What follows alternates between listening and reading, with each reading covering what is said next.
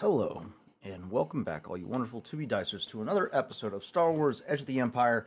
I'm your host, Daddy Tarzan 82855, and with me is the wonderful cast and crew of 2B Diced Adventures. And boy, do we have a wild episode to line up for you tonight. That being said, let's go ahead and introduce the cast and crew of 2B Diced Adventures, starting off with me. I'm 2B. I'm Daddy Tarzan. 82855 on all social media platforms. You can find me under that handle on every social platform except for Twitter. That's DDY Tarzan 82855. On to you, Victor. Hi, everybody. My name is Victor, also known as Victor the Story Weaver in certain circles and social medias if you want to look for me. And I'll be playing, as per usual, my one of the halves of the amazing brothers from Dathomir, trained by the Night Sisters, and now also Force users that now are alongside the Core Atlas group, OHO. And I may or may not, depending on how things unfold, bring an all-time favorite that has been missed by some, I'm sure, for he is the best pilot of the galaxy, no questions taken or rebuttals. Guy Nebra Soter. So, yeah, let's Tonight do it. of all nights, Victor. I love you.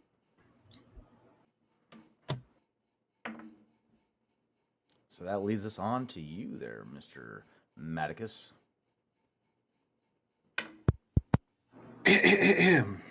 Hi, I'm Matt, also known as War Knight, out there on the interwebs. And tonight is a very big night for the one and only Chav Visto, formerly Agent Lancer of the ISB, former, well, kind of still, smuggler of the galaxy. Tonight, liberator of Nothawin, and going to be proving himself as the best pilot in the galaxy, bar none, especially. I know that you're expecting me to say Guy the Hawkbat, but especially one Admiral Tazen. Up yours, Empire. I love to hear it. All right. Up next, the one, the only, Mask Ren. Hi, hello. I'm Ren. I go by Mask Ren on the internet. Tonight I'll be playing a lovely Twi'lek and charming scoundrel Ego, who has never done anything wrong in his life. Thank you very much. No, never did it. Thank you so much. All right, starting off the next row of cast members, we have Oz. Oz, why don't you go ahead and take a bow?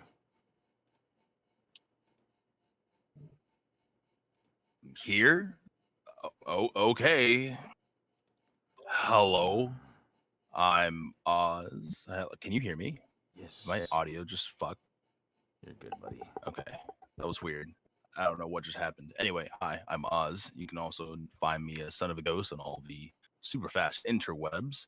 Tonight, as always, I'm playing the beloved, well, by some, Rawl, the second half of the Mudhorn ex rebel extraordinaire, do whatever need to get done, and he's just your big explodey boy. He loves grenades. He loves making things go boom, you know.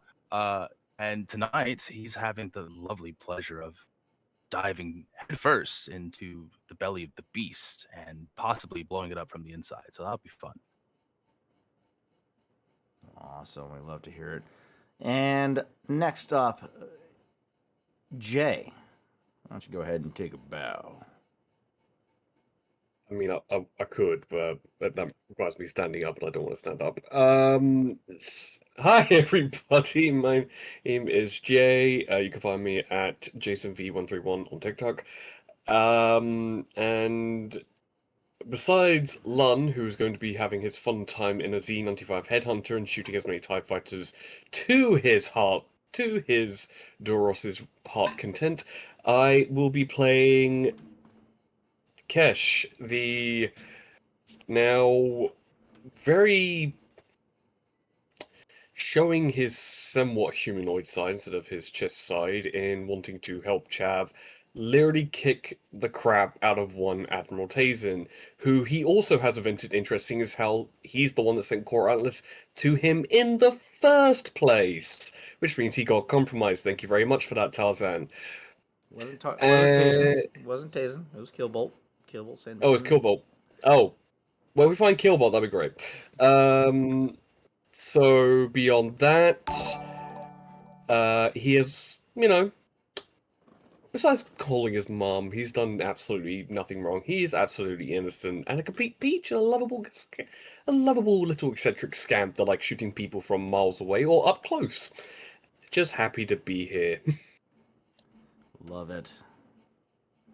And finally, to round tonight's cast off for tonight's episode, always a pleasure to have her here. We only have her for a small window, so we're going to make the most of it. Dia, can you please take the floor? Hey guys, I'm Dia, also known as DiaBell.com on all social media. I will be playing our lovely Zabraki bounty hunter, that is Dove. Yeah, as Tazan said, I'll only be here for the next hour or so. You can catch me this weekend on the socials over at Wellington Armageddon for a number of cosplays each day. But in the meantime, the galaxy will have to be ready for the one-woman army that is Dove for the time that we have her. Oh boy. Oh boy. And do we have a doozy for you? But before we get things kicked off, let's go ahead and take a moment to announce our week's slate. It has been brought to my attention that we are not doing Frontiers of Ebron currently until the something of April. Thanks for the heads up from Michael on that. We appreciate that. That will be, let me find it one more time. Stream team, there we go. April 19th is when we can expect Frontiers of Ebron to return. However, we do have good news. This Thursday, we return with Tales of Varden, the adventures of the Pale Lady and its adventuring crew will return. However, the Pale Lady's been out of the picture for quite some time, and William feels crossed about that. But we'll see how things go from there. Other than that, we return back to Star Wars next week to potentially finish this season 1's campaign. We'll see how things go, starting from this point on. But potentially, the final episode of this campaign will end next week. Fingers crossed. That being said, we appreciate you joining us on this adventure. It's been a long time coming, 2 years to be exact, and I'm excited to get back to it. That being said, our scene began. A quick little recap for those of you that are just joining us. The crew had just endeavored on a mission to extract what was formerly known as Rogue Squadron, a band of pilots of elite skill imprisoned on the prison planet known as Belsavis. Belsavis is a high max security prison planet used to house some of the galaxy's worst criminals and most skilled rebellion combatants as a means to keep them off the battlefield for as long as possible while subjugating them to harsh conditions and environments. The crew was successful in their extraction with a unexpected reunification between one Vulcan and Dove. Vulcan bearing some striking resemblance to somebody that the crew has met, but can't quite place a finger on who exactly. However, Dove knows fully. I'm assuming as well as Ego knows fully or is fully aware of this guy's association with the group, and that's where our scene's gonna pick up. So that being said, where the rest of the story goes is to be diced.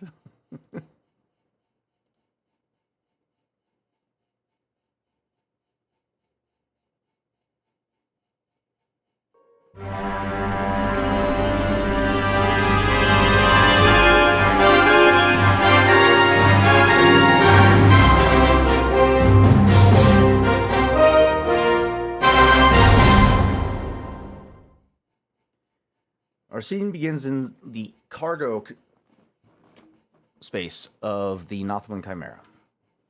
One of the various cargo containers utilized as a means of transporting the crew or the extracted pilots. Actually, you guys made it into the interior of the Nothman, so this would be the cargo hold of the Nothman. One Vulcan who was one of the residents of Belsavis, by some mystical means, was yanked from the surface of the planet to the gangplank of the Nothman Chimera as it began to ascend and depart the immediate airspace of Bel-7 prison.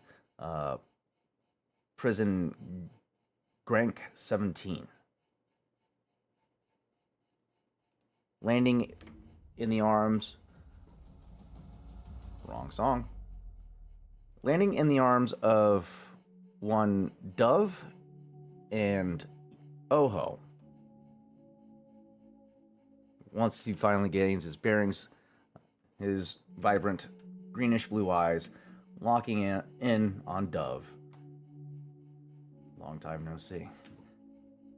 And as the gangplank closes, the crew assimilates into a convoy of departing ships, finalizing their escape with a well-timed distraction, a ship that deviates from the charted course of the rest of the convoy, drawing the attention away from the convoy itself, and drawing the fire of the automated turrets of the prison's anti-air defenses. The ship detonates as the convoy exits the outer atmosphere of the planet and enters into the void of space. After a quick calculation, jumping to hyperspace. In both the crew of Core Atlas and the pilots of what was formerly known as Rogue Squadron take their first breath of freedom.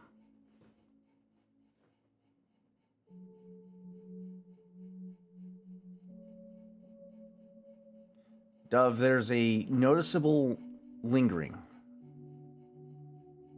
from Vulcan's gaze.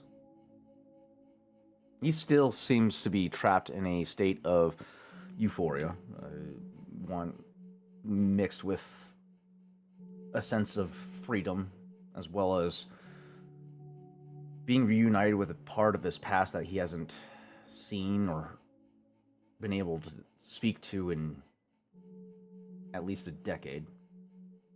Almost a decade. That's a lie. 4 years. 4 years. My time is off.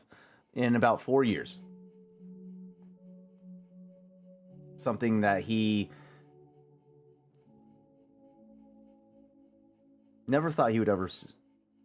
A part of his past that he never thought he would see again. And there you stand before him.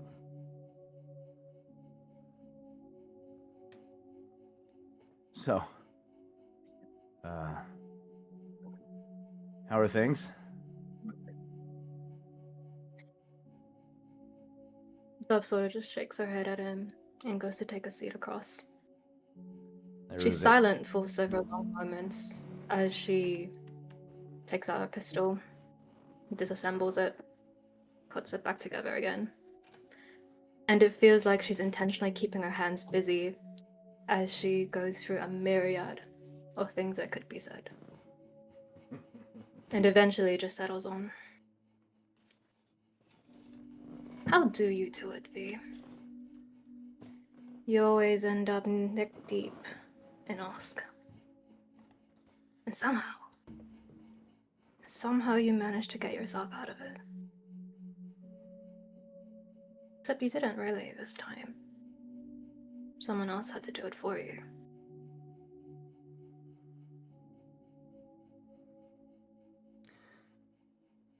There's a shift in his expression. Initially, it's more of a diffusive expression, trying to. You get a sense that he knows he's in some shit, and he's trying to disarm you with his charm and personality and his looks. And he quickly comes to the realization that it doesn't have the same hold that it used to back then. And it shifts from that playfulness to a more serious tone. And he strides over to an area close to you, a cargo container, takes a seat on that, kind of looking at the ground in front of his feet, fiddling with his hands, picking at his nails.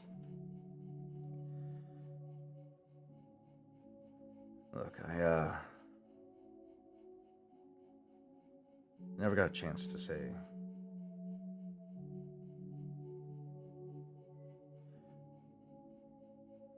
I know I never got to say thank you.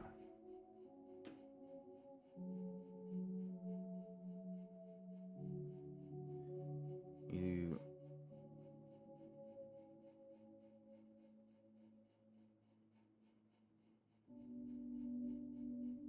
being there for him when I couldn't be.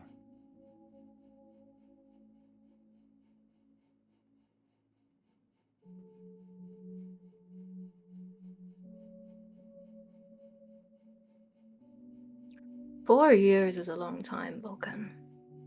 Could have been 14, could have been 40. Do you have any idea what that kid has been through? What I've been through?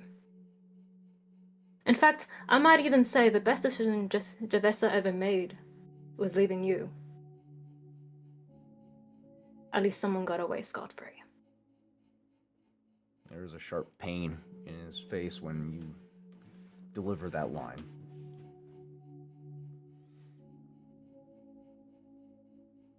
Yeah, I know.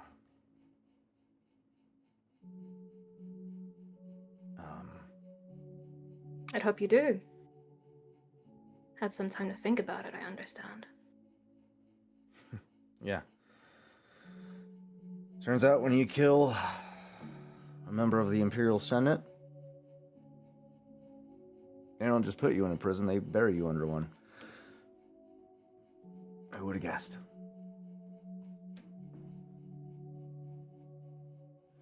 I guess I never got a chance to say, but now I do. Crippen told you so. If I recall, Will you you told pay me that this that time? before I even took the mission, so... Yeah, but you're not hearing it.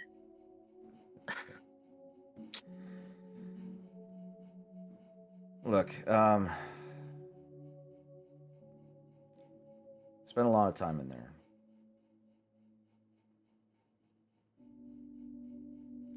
A lot of time thinking about what I could have done differently, who I could have associated myself with, choosing better employers. But I just found myself worrying about making it to the next day, staying present. And that taught me something. Appreciate the moment. Now, I haven't been there for him since my arrest, but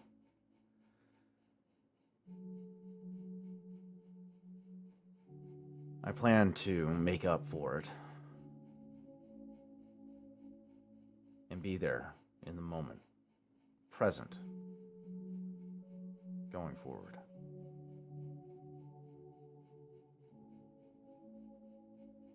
I just gotta ask though, what did you tell him?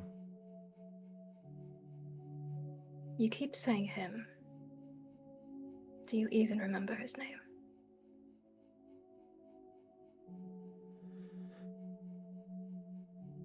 He kind of looks around at the rest of the cargo hold, making sure that no one's listening in. Of course, it's Emperor. I mean, my son. I had to be very careful about how I spoke in Belsavis. So I apologize if I seem a little apprehensive about revealing information in mixed company, but I was alone in there. Mainly by choice, but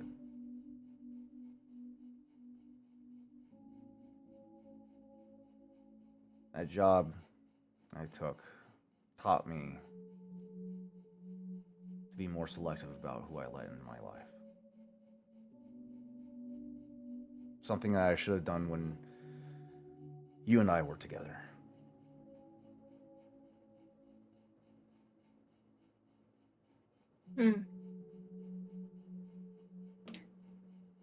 Your son.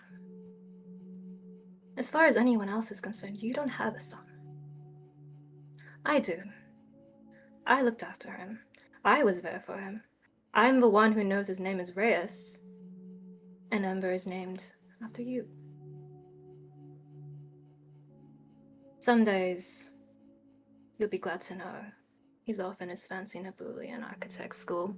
He likes to design mansions for senators. Other days, he's asking when he can join us on a starfighter. It's that Corellian blood in him. And I have to remind him it's safer with his feet on the ground. A lesson you learned the hard way. I made sure he hasn't opened up the files. He knows you're away, being disciplined. He doesn't need to comprehend the full stretch of the reports because there are pages of them. And I don't think you would appreciate your only blood relative having that sort of warped sense of perspective on what the kind of man his sire is.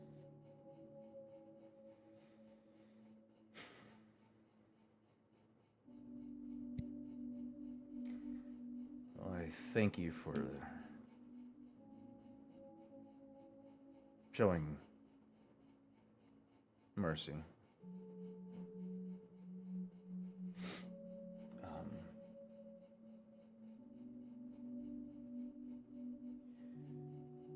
Don't thank me just yet. If he's anything like you, he might have actually cracked them open already because I told him not to.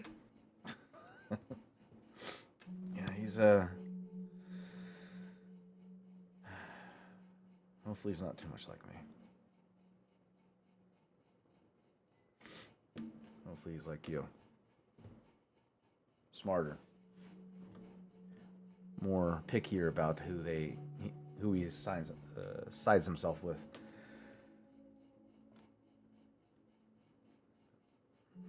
I'd hope so. On that note, you've been acquainted with one of the members of our little bunch here.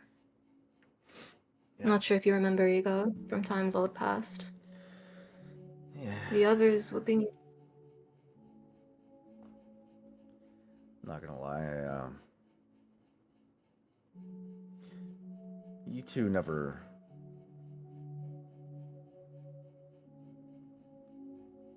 No? Okay. It's kind of thought that would have happened in my absence, but.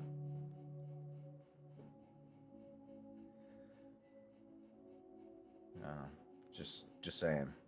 You guys are a little too smooth with it.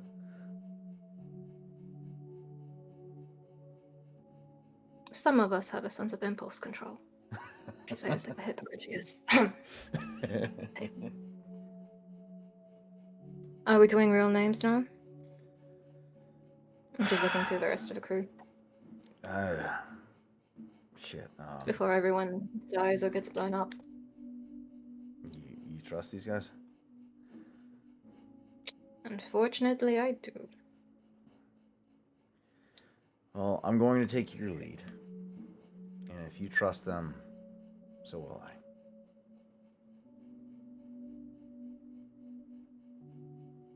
Where is everyone else in this moment? Cockpit. The pilots are still in the cargo containers. You guys didn't have time to like make an integration system where they could transfer between containers or into the cabin of the Northwind Chimera. So your guys' jump distance isn't far. It's only like a 3-4 hour jump distance until you get to the Mon Calamari battle cruiser, and then everybody's able to congregate at this point. Ego and Rawl, you guys had been there ahead of time, based off of your guys' time of departure. But Oho, Chav, Dove, Vulcan, Kesh, and Rogue Squadron, they all show up at this time, spilling out of the cargo containers, and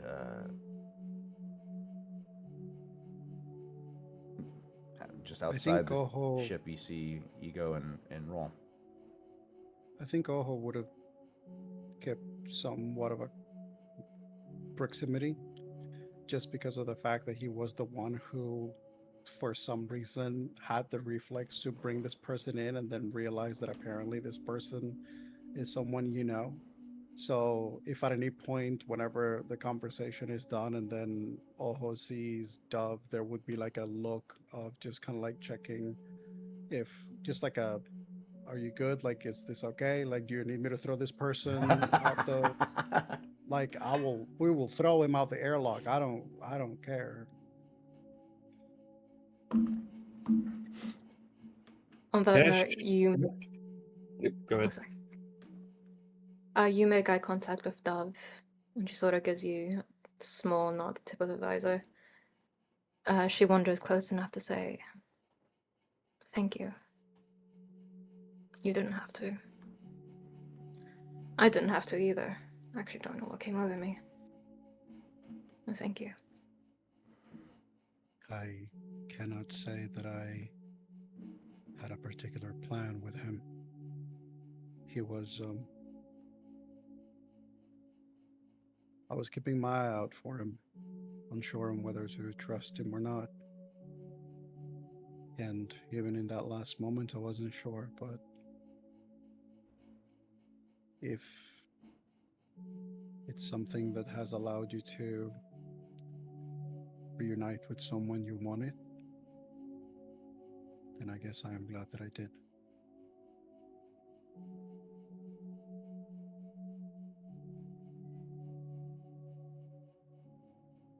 I suppose I'm sorry yet to be seen. It's still strange. But in any case, we were assigned you to 3 pilots. You've got 1 extra now. You change your mind, I'll open the airlock. I'll kick him out myself. And I feel like we just exchange like a look of understanding and carry on like nothing at all happened.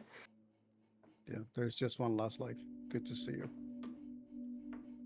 He was there for 3 weeks. 3 weeks, yeah. It's it's good that he actually managed to like get out and that everybody like came through and everybody's okay. Genuinely, I think Kesh is just staring at Vulcan the entire time. Just like the the solid red eyes just boring into him at this point because he's an unknown. I might need to be careful. Might take that as a threat. He's been in prison for a long time. If it was a threat, Kesh would actually have his hands to his side, but he's folding his arms right now, and he doesn't. But then again, he is armed to the bloody teeth with blaster pistols, a bow, several other weapons, and a vibro knife. Duff can attest this guy has some balls. No, I get that. It's just one of those things of like seeing that nod of understanding and just kind of like,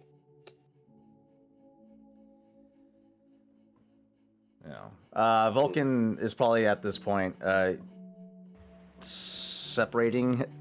has separated himself in the cargo hold, just sitting off in the corner by himself. Something that you've seen Vulcan do time and time again. He does not feel comfortable in crowds. It would, from your assessment, so he's constantly trying to find an exposed corner to where he can observe any and all possibility of approach. So he does that same routine that you've seen him do time and time again, and just finds a secluded corner that he can observe from. Toho knows that well. You said they've landed? By the conclusion of this scene, this is when the crew arrives. Okay. So I'll just say, whenever they do arrive and the cargo door opens, Raul, I don't know where you are, but Ego is there at the foot of the cargo bay, and his eyes immediately scan who is present. Mm-hmm. It's like Kesh, Dove, Vulcan. Oh ho! He stealthed into the ether. Rawls also right there. Same look at Oho, just not with the same intensity of obsession. Rather like, okay, is my brother okay? Is my brother okay? Is I he am making untouched? sure he's okay. He's been gone for 3 weeks. He's very concerned. This is like what the third time that his brother has just left his sight for an extended period of time and has willingly put himself in danger. Yeah, he's very concerned. So like looking for black eyes, looking for I don't know, a shank wound, something. And he's just thinking in his head like, I'm gonna kill anybody. If anyone touched him, I'm gonna kill him. I'm gonna kill him. I'm gonna kill him dead. As the crew pours out of the Northwind Chimera and the shipping containers that's attached to the Chimera itself, the Rogue Squadron pilots come pouring out with such excitement and relief, and Vulcan accompanying Dove and the crew of the Northwind Chimera, kind of awestruck by the fact that they're aboard such a magnificent vessel, as the Winds of Justice, and it's a moment of what's the word?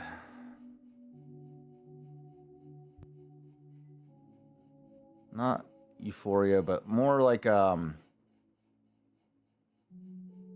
outer body experience kind of feeling. Like the galaxy's bigger than they realize. As they take in this moment, Rogue Squadron is quick to reacclimate, seeing the formations and the troops scuttling about the hangar. Rogue Squadron is quick to revert back to that training because one Demeron and Case Nix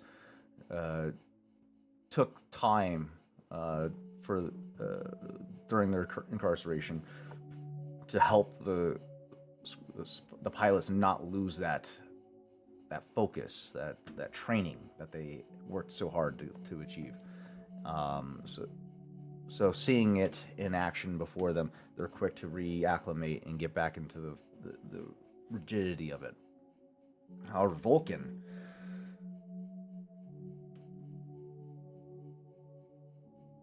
for the brothers, it's a quick but subtle realization. His senses are overwhelmed. He's been locked away for so long and isolated by choice, but the sudden crowds and social atmosphere overwhelms him in a moment. And he kind of stutter steps in his stride as he falters behind a little bit during this overwhelming of senses before he continues Gol is on. probably there. Because Oho, being the person that brought him, he would be the one keeping a close eye on Vulcan. Even though the Dove seems to be like, someone that reunited with Dove and everything is good, but he still doesn't know exactly the story. He doesn't know Vulcan exactly who he is, what he can do. So Oho probably is the person that, whether he notices or not, Oho is like really close to Vulcan most of the time. So if he stumbles, he'll find that all of a sudden there's an arm right next to him and it is Oho just like helping him up.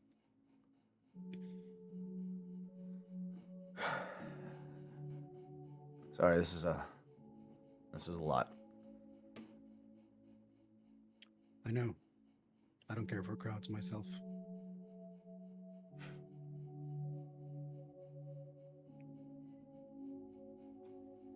Kesh is going to be around the other side at that point. Well, at least so Vulcan can see him. You are going to have to at least accompany me to talk to the commanders when you're able. But take time to get yourself acclimated. Hey, just because I'm here doesn't mean I'm here to fight whatever it is you're fighting for. I'm not saying here to fight, but you are a unknown variable. Ego will And approach. I mean, everyone, he's not that unknown he's to unknown. some. I can help with that. Don't worry, it'll be fine. Vulcan, good to see you. I'm so glad this worked out. I saw your name on the list and just kind of made sure that it was gone as well. Did not know that you would actually make it out, so it's really good to see you. Duff, can I talk to you for a quick second? Kesh, don't worry about it. Just squinting at Ego, like unsure of this dude's motives, but just like Motives? Motive. And Ego says, "Can I talk to you?" Dove knows, "I'm going to talk at you," is really what that means, regardless of what you say. So yeah, she follows, goes. Yes, Ego. As they trail Yes. off, very quickly, Go Kesh just says to Oho, "Might I ask and inquire what the hell it is that you were thinking?" While they go off. I wasn't. Noted. So, on a scale rating of 1 to 10, 10 being the worst interaction you've ever had, how was that reunification? Because I wasn't here for it. Desperately wished I was. But bad, good, middling. I didn't break his nose. That's good. That's great. I That did. is positive. I may have called out his ex. Strong start. Strong start. Was that in the first, 3 minutes, or did we give it a second? Yeah. Okay. Hmm.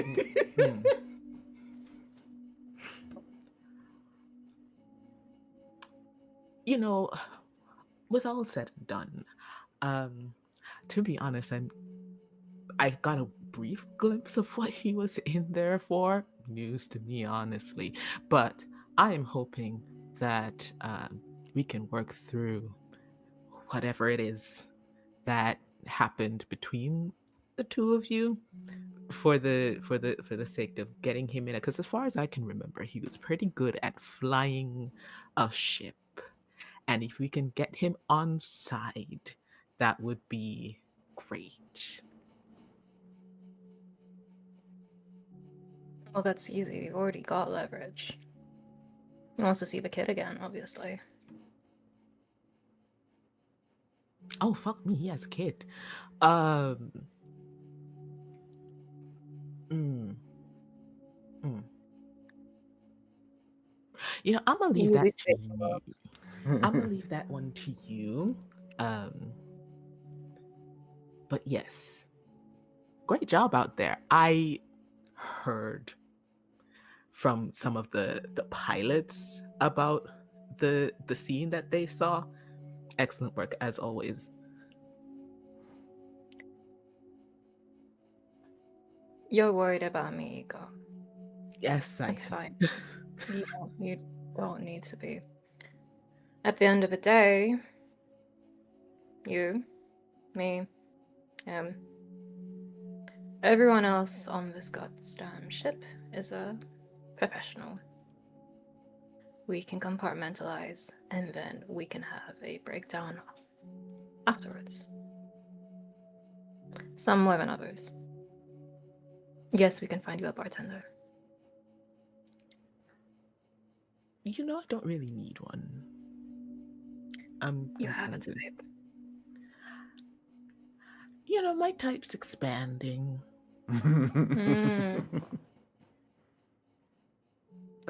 Dub is watching where Ego's eyes go when he says that. Busted. For a second, it looks like he's looking at Vulcan, but then you realize he's looking to the space next to Vulcan. Is that what we're calling it these days? Okay. I don't know what you Expanding. mean. It's a word. A descriptor. It is a word. It's a very specific descriptor. I thought this conversation was about you. I don't know why I'm the focus right now. It's going to be fine, Ego. We'll sort it out. By this We'll deal point, with it when it gets with more important motives at stake. Sure. by this point, you guys are approached by a detachment sent from Rev Garland to escort the pilots as well as you guys to the conference or command center. Actually, Rev and RX Squad would be there as well to receive them. I mean, these guys have been in prison for years. They deserve a red carpet welcome. So as everybody gains their bearings on the hangar floor, Rev and Major Brell, as well as some new members of RX Squad, to include Sithar, the combat medic. They all approach, with Rev grinning ear to ear. Approaches you, Chav, as well as the rest of the crew of Core Atlas. It's a welcoming sight to see that this operation was a success. Well done. You ought to be commended for this. And he turns his attention to the pilots. Ladies and gentlemen, it is my pleasure to welcome you aboard the Winds of Justice. However, I do apologize as your freedom comes with this stipulation, unfortunately. We require your services immediately. Demeron steps up next to Chav, a smirk on his face. Well, to be honest, Commander, Nothwin like me can't sit still for too long. And I kind of figured we would be getting back into the fight pretty quick.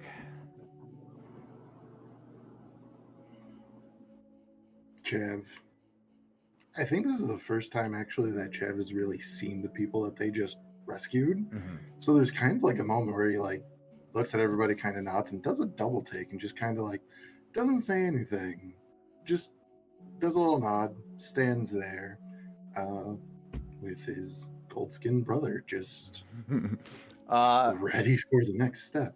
For the audience, Demeron and Chev are Nothwins. They are gold-skinned humanoid individuals. Don't grow any hair. They are bald by nature, and side-by-side comparison, Demeron's slightly taller. However, he's got more of a softer build. A little bit of a gullet under the chin. However, the facial structure is kind of similar. Some would think that they might be brothers, or at least there's some type of relation there. But there's a plethora of similarities, only with slight deviations to their looks. But Demeron, looks over at Chav with a surprised expression. Oh, not gonna lie, didn't expect that. Didn't expect what? Somebody as good looking as you to be the person busting you out?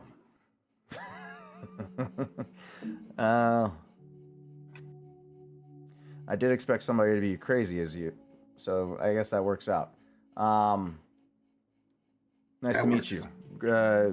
Demeron, Rogue Squadron Commander. Jeff Visto, Freighter. Yeah, all right. Well, it's a pleasure to meet you, and thank you for busting us out of there. That was a hell of a mission. It was nothing. We've been in tougher scrapes than this. Good to hear. From my understanding, we have a big mission ahead of us. I'd like to find out what that is. Oh, just a little thing. There's a blockade around home. We're gonna blow it up. You coming? Huh. If not the one's under attack, then you can bet I'm going to be the one to break it. I'll hold you to it. It's just one ISD that I got my eye on that one. I'll leave it to you then. I'm sure that will all come together with a big old plan.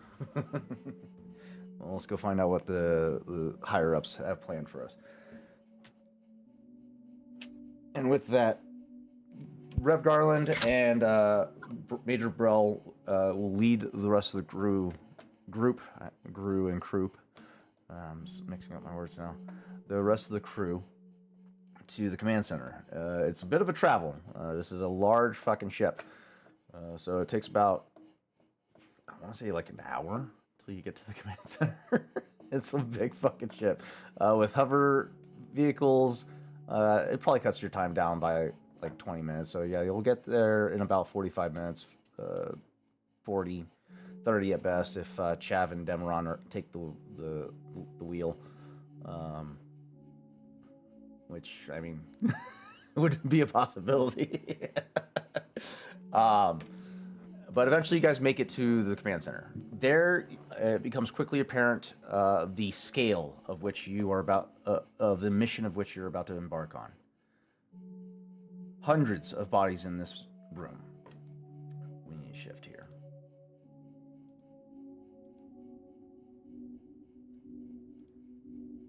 As you enter into the conference chamber of the command center,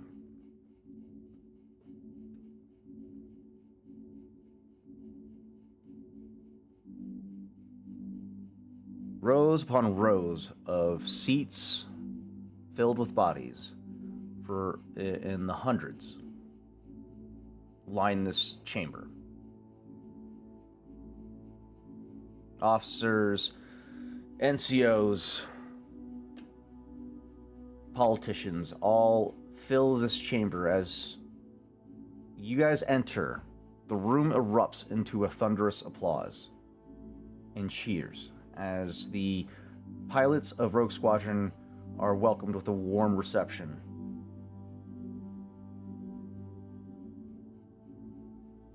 And the pilots and crew responsible for the extraction of these pilots are showered with praise and accommodations. You guys are brought to the center of the conference room, alongside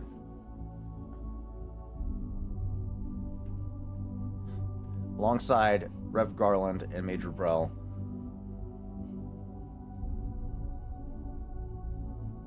The Rogue Squadron pilots led to a row of seats at the front, whereas you guys are led to another set of chairs off the left of the pilots.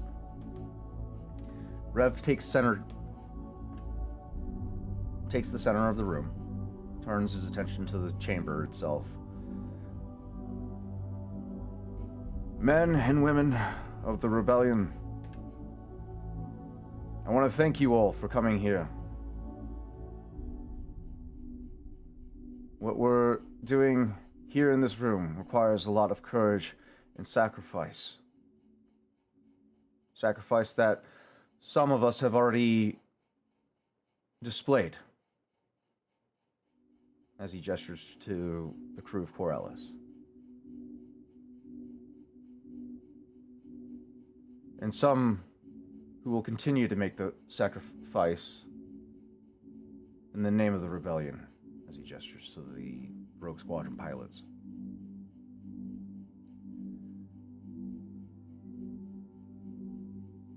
Rogue Squadron, I must apologize that your freedom, albeit limited, does come with a cost. We do need you for a vital mission to liberate Nothawin. We have gathered intel, as well as the current political or planetary conditions of Nothawin, and the situation is grim.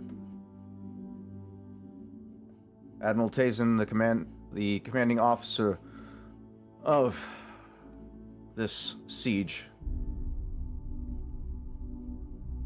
has instilled strict rules and martial law upon the planet, restricting rations as well as basic necessities to the people of Nothawin. The people are growing sick. They are falling to famine, and they do not have much time. This display has no reason or rhyme to it. It seems to be some sick, twisted motivation from the Admiral himself. A personal vendetta.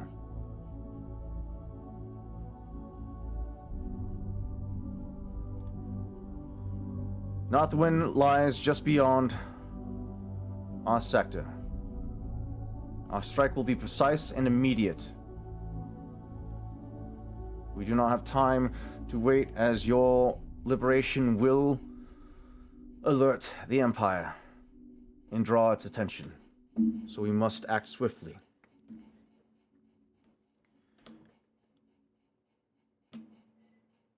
We need to take this time and opportunity to ensure that our supplies and armaments are ready. And I need to call upon those in this chamber now for your support and resources.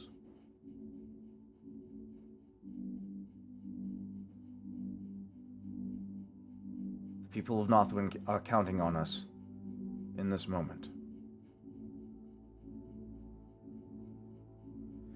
Those of you that are not willing to make this type of sacrifice, I must ask that you leave this chamber. Return to your families, return to your loved ones.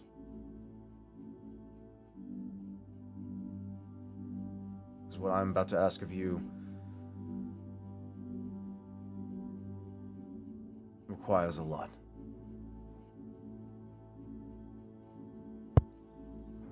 There's a pause at that moment, and Chav looks to Gore Atlas.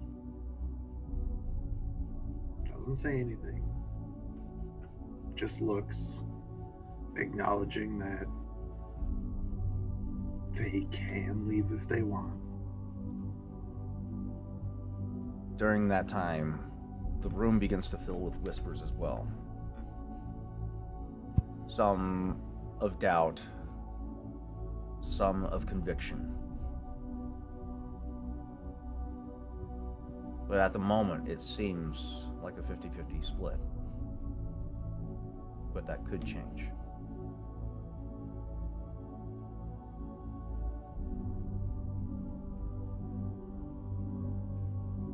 I think Chav finding like Oho's direction. First of all, the whole applause and stuff. I feel like Raul and Oho were walking in, and they probably had like a gag reflex of wanting to turn around and just like walk out, and then they couldn't. That's where Because there Vulcan was too too. many, there was just too Yeah, many put the hand people on either coming in shoulder. from behind them too, and it was just that like, okay, fuck, okay, sure, fine, awkward as hell. He's hearing the whole thing about the sacrifice and thinking to himself, I just spent 3 days, like 3 weeks in prison. It's like, what are you talking about? Like, let's just keep going.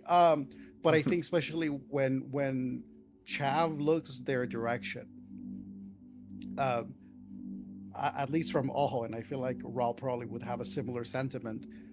They're looking at him like, what are you looking at? Like, there is just like this quiet sort of thing of, I don't know why you're looking at us, but we're literally just waiting on you. Like, all of this is for you. Like, this is, yes, the rebellion, yes, the galaxy, yes, righteous choices, but for individuals who came from a lifestyle of survival, the journey hasn't been moving toward a direction of becoming heroes or some like high grade ranking officers or some major acknowledgement. Is literally making the choices of standing alongside the people they have come to trust. And Chav was the person that got Raul and Oho back on the field when they decided that they needed to start making some credits and get back to survival and to the world of the living. So to them is no question, I don't think. Your ability to analyze and read micro gestures doesn't really come up when you're reading the rest of the party, other than your brother, for obvious reasons. He has too many enemies. Chav, in this moment, the look wasn't need of reassurance. The look wasn't a look of like, you still can go or anything like that. It was a look of acknowledgement that he knows the 5 people that he walked in here with don't have to be here. They are here. That's the kind of shit that no amount of credits can buy. Dove, can you make me a hard perception check? Ooh, Yes, she hard can. Moving on.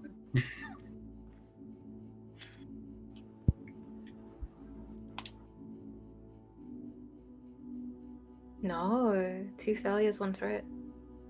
That did a weird like blinky blink thingy. I've never seen that happen on the dice. But no. If Vulcan It's is a bit trying to do much. I don't know what I'm looking at, to be fair. if Vulcan is trying to do some shit, I'll remind you that Oho's got his Oho on him. Well, go ahead and make a perception check then. Same difficulty. What difficulty? Hard difficulty. Perception? Mm-hmm. You say. Mm-hmm.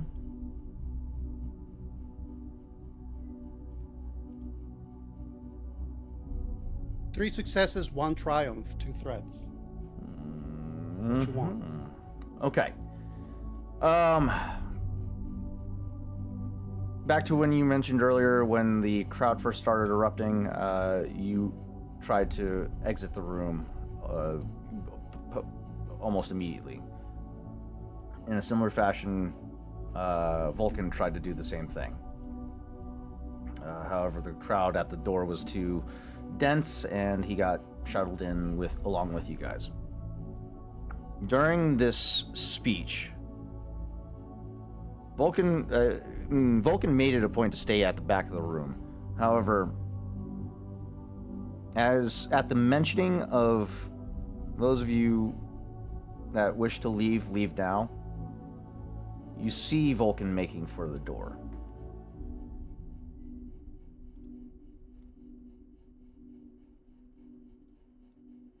I think Oho tries to find eye contact with Dove and lets Dove know, like basically gestures to Dove in the direction so she sees Vulcan making their way out in case she wants to do something, because it's not his thing. Not his circus, not his monkeys, even though he was the person who yanked the monkey. Whoa, freezing.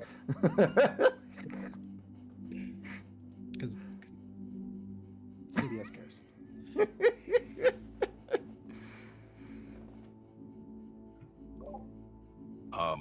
While you're making that little micro gesture to Dove, Raw sends you and Chav a discreet thing of a compressed zipped file labeled Vulcan.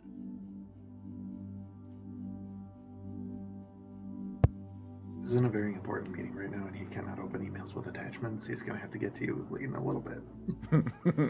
Hey, that's cool, but hey, that's what happens.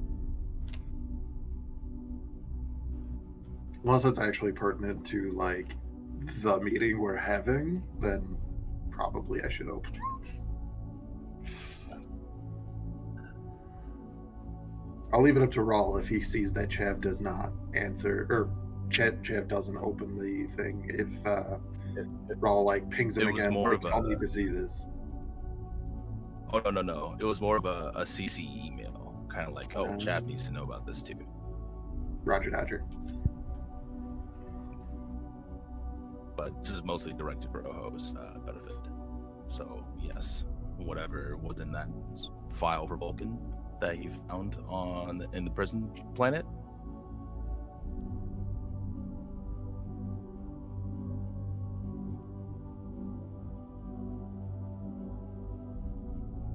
There was a question. There wasn't a question, just a statement of what was happening.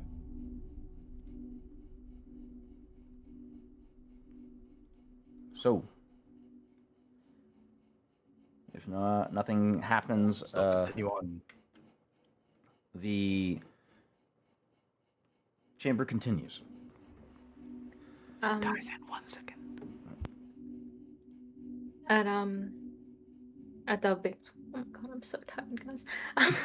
At Dove being notified of where Vulcan is heading out, she sort of inclines her head towards Oho and follows a couple steps after him. He will feel what is the equivalent to a USB, essentially something small and cold pressed into the back of his palm. If you're going to go, I don't blame you. But this is where you'll find the kid. It's got his code, his comms, and it's got the old code inscriptions. He knows them. I made sure he learned them well. I've already told him he might not hear back from me for a while. But I do hope he will hear back. I haven't had a chance to run with a crew like this in a long time. Since you. This isn't something I can back out of now.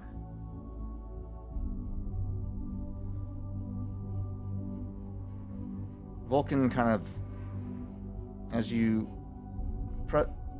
place the cold cylinder in his hand, he grips down onto your hand tightly and pulls you in closer. This isn't a fight. The rebellion is a losing fight. You have to know this.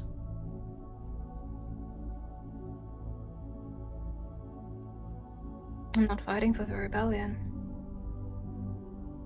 I'm fighting for my crew.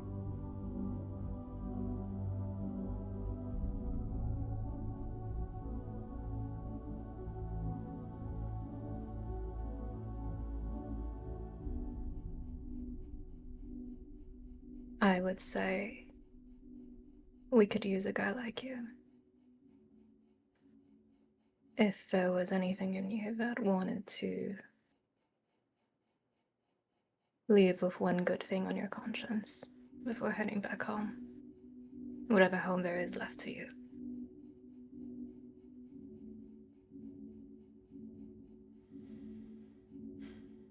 You'd appreciate that, I think. Knowing Dad could be a hero.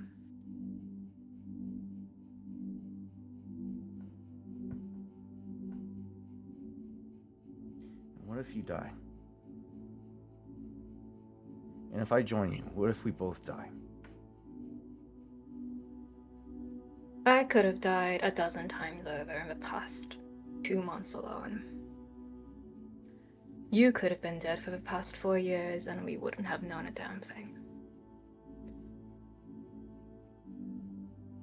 At We're this alive point, now.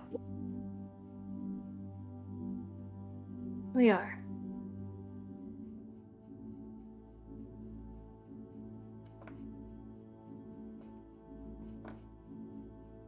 I'm not opposed to our odds right now. We have faced worse. With far less numbers than this.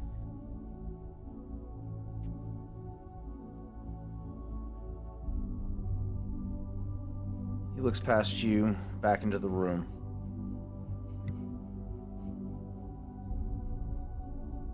His eyes lock onto yours.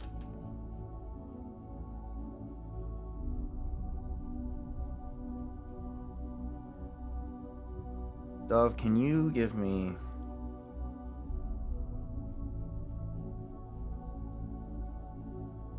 a leadership check? Disgusting. It's gonna be in social skills. Go ahead and take a free upgrade.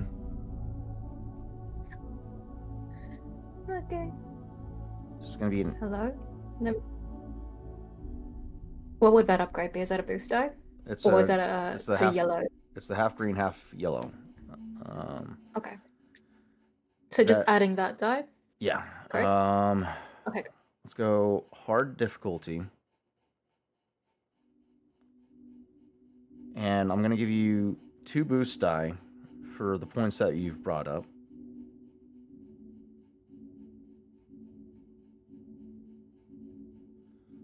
I'm going to turn my attention Mama, I'm to scared. the rest of the crew or the audience. Is there any other boosts that I should award Dove for? Yes. That's very generic. As am many going as, to- as many as that can be given. I am going to add dramatically say that with Dove's words and the fact that Vulcan was just rescued by one of those crew members that she just mentioned, who literally went into the prison and went to the prison for 3 weeks with the intent of getting these people out, and they did, with no casualties, and on top of that, also saved him. So Yeah, dude needs to yeah, are we a realize he was a losing? bonus prize. Yeah, are we a losing on the losing side? Maybe, but we pulled a crazy ass thing in 3 weeks, and he ended up getting the benefit of it as well. He literally is out of prison because of us. All right, Dove, you can take another free upgrade. A generous GM. Is this conversation public? Like, is this like No, this before is in- everybody, or just off to the This side? is in the corridors. He was on his way out, and Dove caught him before he left the area entirely. See, if you just did it in front of everybody, I could have given you an automatic success via the force. But All right. Let's see that roll, Dove.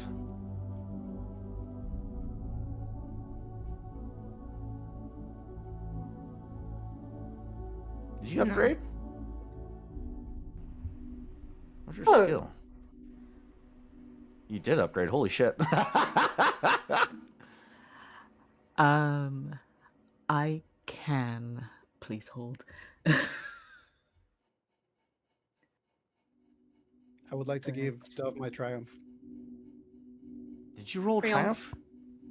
That I would got a be triumph. Yeah, he did. Yeah. It makes sense because it's a triumph that I got by spotting Vulcan, so it makes sense. to Okay, just so triumph that'll between- make it a flat roll. So you still need one success. You could hold that triumph, and I could do unmatched fortune and make it better. Oh, you bitch. we have some shit to face today later potentially. I could do it 3 times. Do we want Vulcan that badly or no?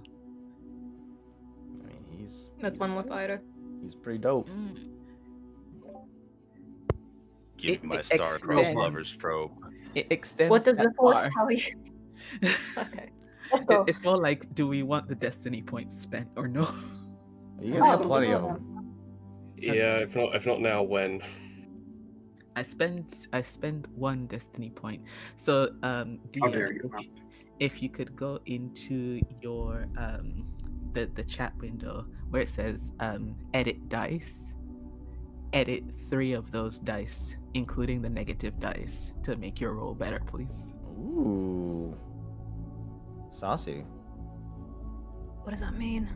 So, So when you hit, you can choose the faces of the die that you want to change the the penalty or the benefits of your roll to so make it. it will show you the nearest adjacent faces. So Yeah, adjacent And- faces. Yeah, I see. yeah. So on the negative dice, you can change it. If like a blank is available, you can change something to a blank. You can change your green that's blank to something that's better than a blank. Amazing. I Is don't it know. like Yeah. literally any of them? 3 dice? Your choice. 3 dice.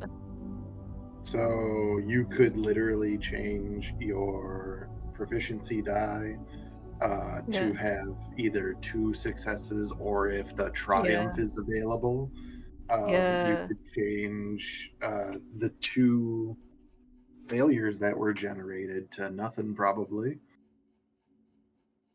And then all of a sudden that's a success, and then you can just change another one somewhere. Because Yeah, because. There you go. 2 successes, 1 advantage. Yeah. God there you go. damn. Okay. For one who has a single green dice in leadership, disgusting roll. Coercion is more up my alley, but thank you. There's a all throughout this conversation, Vulcan has not let go of your hand. And there was a noticeable tension pulling away from the conference chamber throughout the entirety of it, but as you finish making your points, the tension relaxes in your direction. You can see that Before that he wants to run away. He doesn't want to risk this opportunity of freedom. But seeing your conviction and your desire to help others, Whereas all those years ago, Vulcan, he convinced himself he was making the choices he was making for the benefit of others, but ultimately he was making the choices for himself. But seeing you actively part of something bigger than just yourself,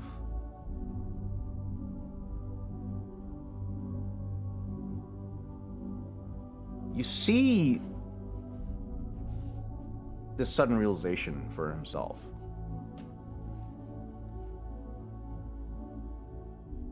You can continue to run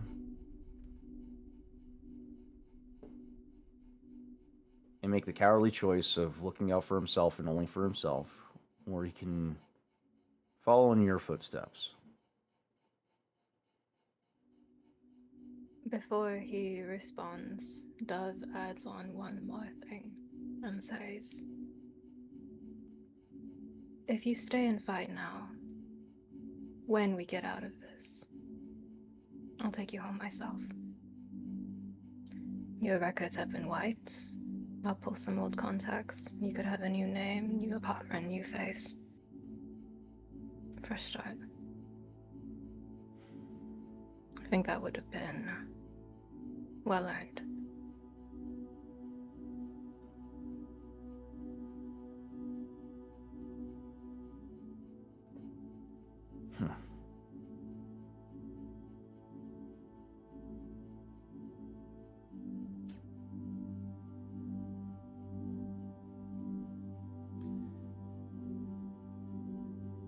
You know what? Fuck it. I'm due for some payback.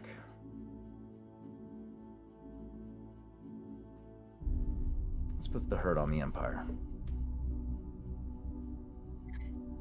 Dove cracks a genuine wide grin and quickly leans forward to kiss him on the cheek before pulling him back into the council room. As he's pulled through the threshold, those of you that were paying attention, more notably Rawl and Oho, originally his energy gave off this quick-footed, ready to bolt at any given moment posture. It has changed upon crossing the threshold to a more grounded stance.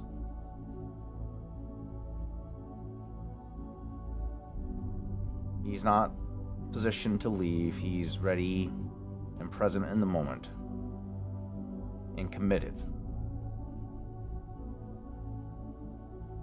He follows Dove down to the row of seats where you guys are located and sits next to her as the chamber continues.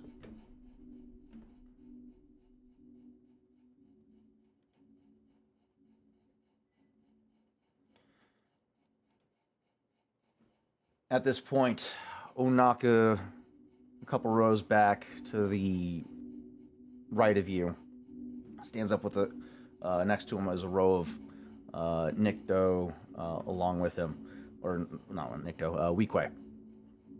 A row of Weequay that are with him. Onaka services are here to provide you supplies and firepower as needed. As you know, I am a legitimate businessman. So, therefore, I cannot provide any assistance in the means of combat. However, my wares are at your disposal. And should you need a supply run here during the confrontation, feel free to call upon me. The Ashnet is at your disposal.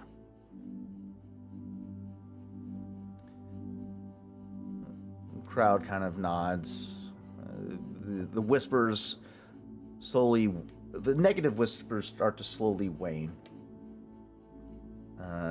Galt, across the chamber, the tall Devronian, Hellboyish looking gentleman in his dapper blue trench coat that hangs down past his knees. Renowned Industries is also here to provide you with supplies and firepower as needed. We're a small crew of ragtag smugglers, so we too can't provide you much firepower, but we're happy to help where we're needed. So let us know how we can help, and we'll be there.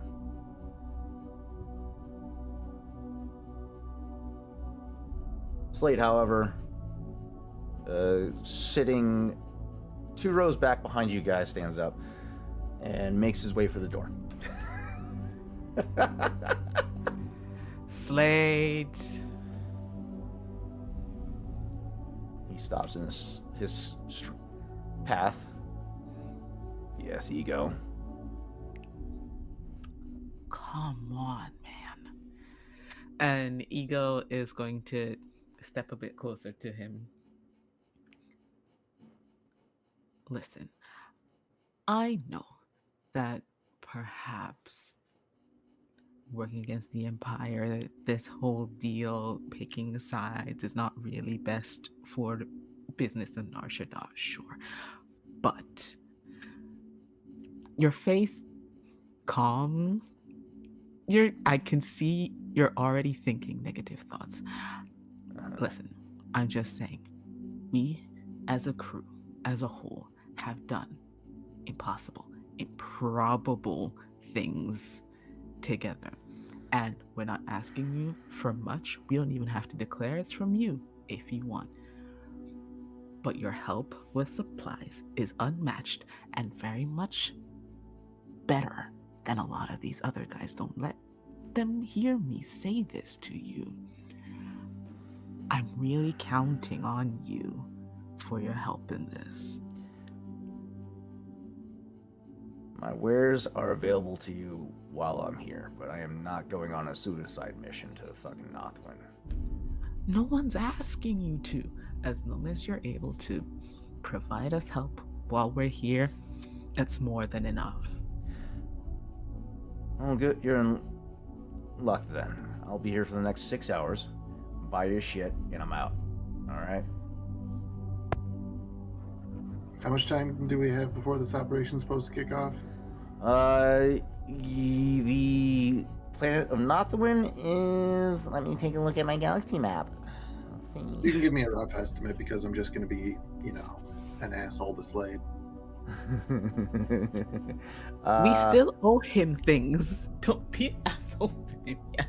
No, it's going to be fine, I promise. You guys are about a grid square and a half away from Nothwin, so that's 24 hours?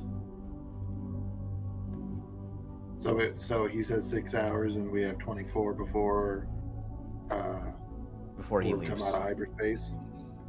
Before he leaves. Yeah. Well, with that, Chav, to follow up and boost whatever Ego's about to try to do, is going to say, I'll pay it 2,000 credits to leave tomorrow instead. 4,000. Done. 4,000 to be on layaway. I'll take it.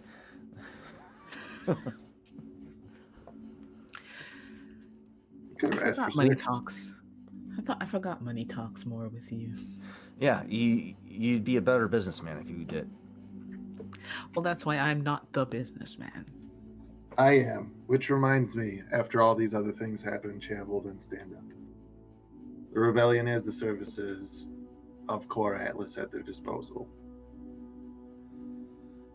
Demeron follows suit.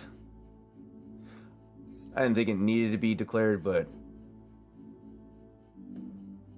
if my fellow Nothwin's gonna make his declaration public, I might as well do the same.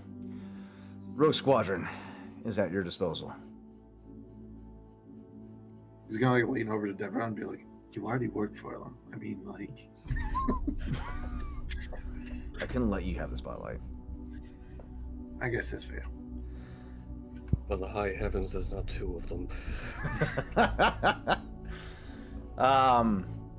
I think it's good for morale.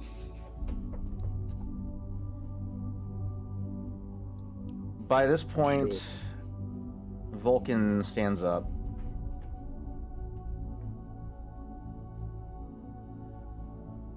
Against my better judgment,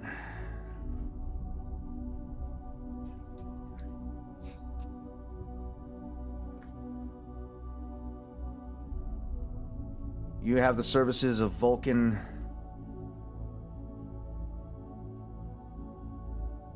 and my Nubian N1 starfighter at your disposal.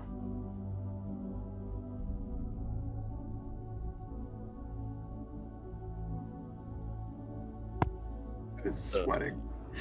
The fuck?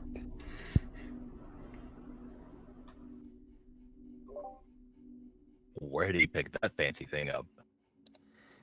This bitch used to be made of money. Before he got arrested. Now he's got to pull some strings. Fair enough. Is quickly going over how many credits he has. Also pull my strings and see if I can get into contact with some of my old associates. I have a couple of headhunters that will probably be down to help. I just need to know how soon they need to be here.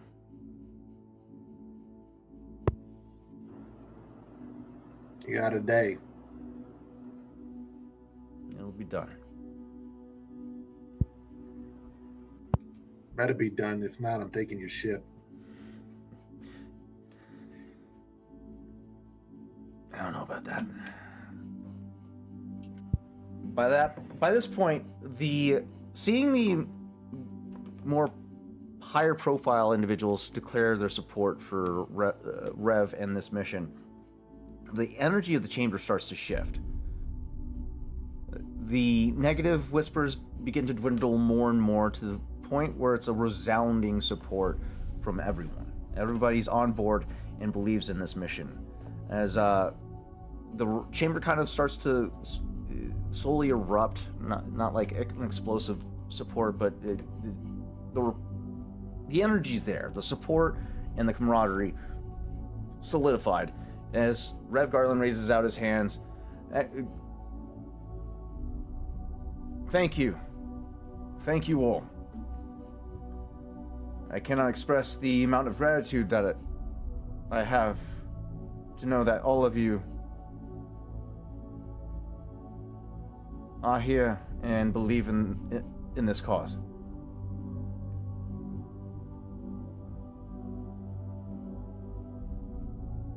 Our strike begins tomorrow. Make ready your supplies, your ships, your armaments.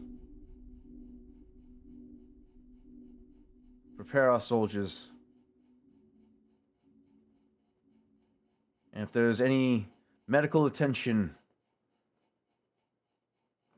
or last-minute augmentations to cybernetics that you may require, please see either Dr. Jarvis or Dr. Crotola in the med bay.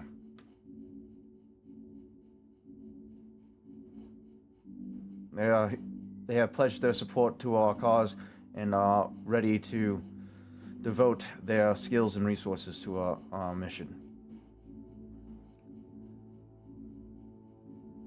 We have 24 hours. Prepare yourselves.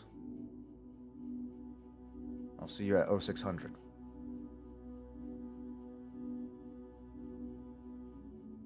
The chamber begins to rise. Resounding applause once again erupts as Rev quickly is swarmed by a bunch of politicians and governors and whatnot. Auric Squad remaining kind of towards the back of this conference center. However, Kesh, you're approached by Major Brom during this chaos.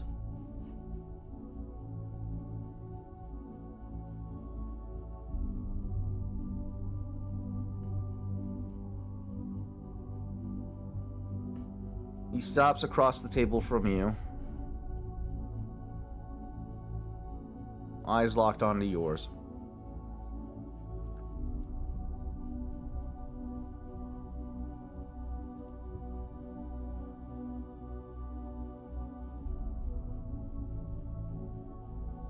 Major? Kesh. I I didn't hear you screaming that Orc Squad was going to join in the siege. I think it's pretty much a given. Being Rogue that he's Squadron's our been here for commander. Rogue Squadron's been here for less than an hour, yet they volunteered. Right, but they just got out of prison. We work directly for Rev. As far as I'm concerned now, you work for Rev. I am following a different path now. Indeed.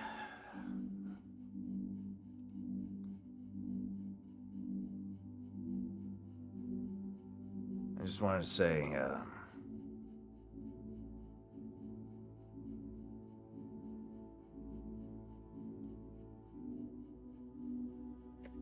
just wanted to thank you for all your hard work for our squad. Everything you did.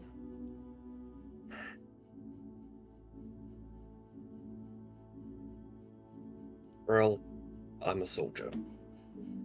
I've been born, bred, and trained as a soldier by the Chiss.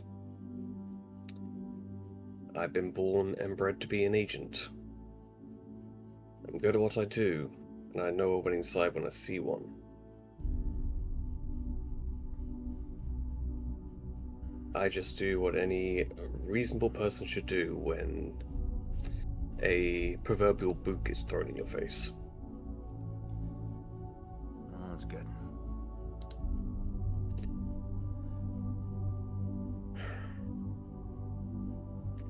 Just wanted to... I'm gonna say that I'm still bitter by the fact that I was benched. That won't go away anytime soon. I'm angry and frustrated because after all the time we worked together and all the stuff we've done and the camaraderie we had,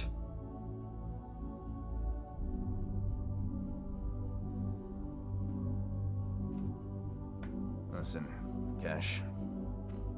It's never easy to come out as a double agent. and yet I never lied once. None of you asked.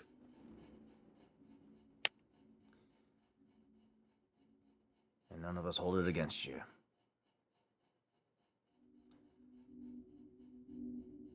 I know.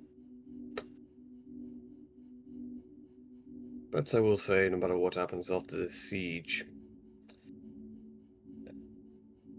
I feel I can get a lot more done with the, well, and looking over at wherever Core Atlas either walked out from or are still there waiting. I seem to fit in more with them. There's less, weirdly enough, less rigid structure seems to suit me nowadays. I guess Orc Squad rocked off on me in that way. That's good to hear.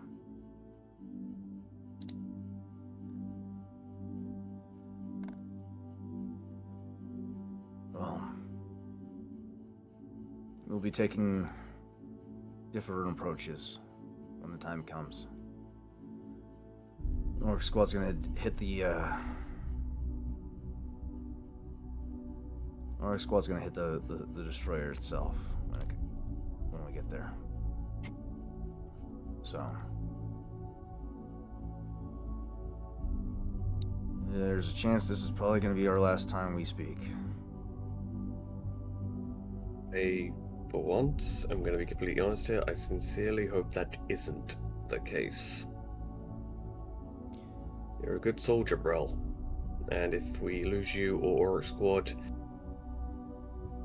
not being funny, but I feel like this whole entire operation is going to fall completely in the mouth of a Sarlacc pit. Yeah. That being said, I just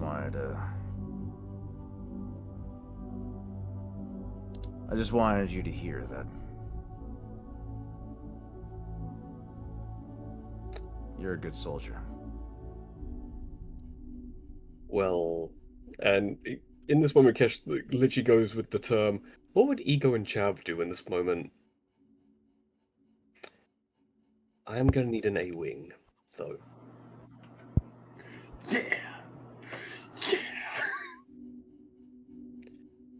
Yeah. Specifically, your A-wing. Yeah, she's been kept up. Well, because Maintenance. I'm not exactly going to be flying in the U-wing with you, and neither Chav, Ego, Oho, or Ro are going to let me fly their ship. So I'm kind of a starship down. So I'll look after her, I will take care of her, and I'll make sure that she barely gets dented, scratched, carbon scored, blown up during the fight. Don't worry. Don't worry about it. I've never been much of a pilot. She's all yours. I just bought her because she was pretty. And I Well, I didn't guess want it's you time to for have her. Well, that's the funny thing, though. I gave you the key, now I'm asking for it back, and don't worry, you'll get it back. Maybe. And he turns around to go back to Core Atlas, and for the first time ever, Brills sees a slight smirk on his face, which is completely out of character.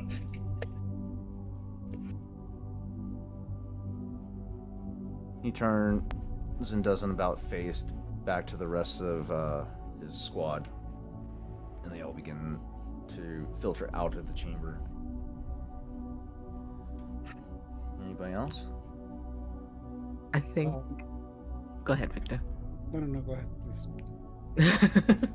I'm coming to you, which is why. In that case, I think You go first.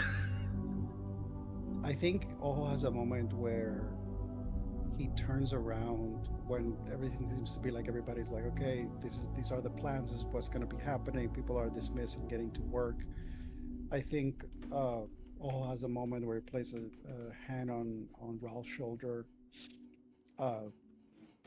just a soft smile that kind of good to see you. It's good to be next to beside you.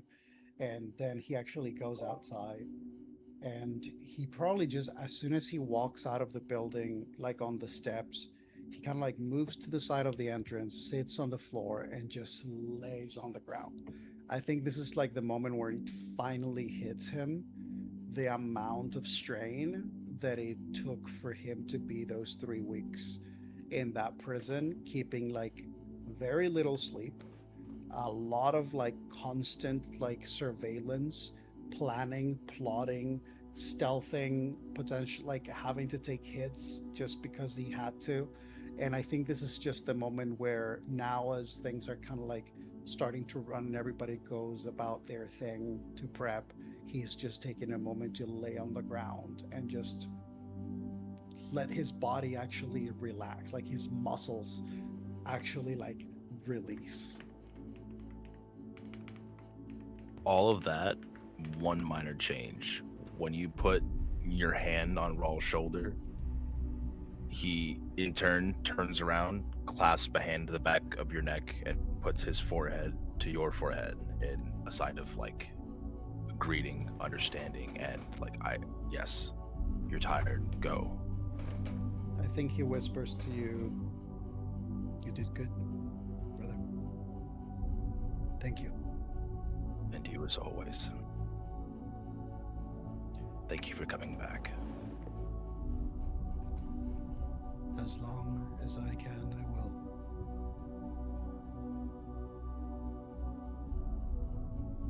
And he nods to the door, and he turns and starts soaking in all the plans as possible.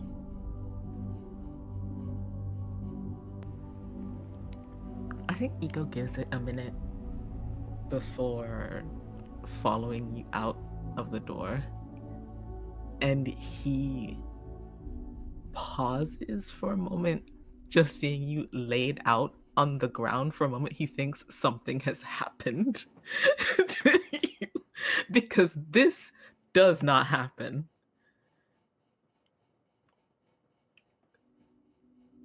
Are you all right out there? Yep. Okay. And he then walks up to side of you and then squats down.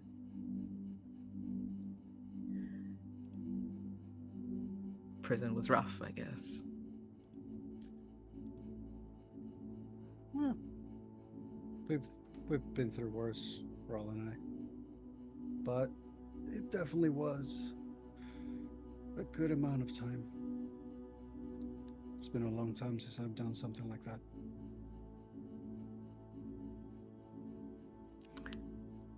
I won't ask about what similar experience you could have to Belsavis prison.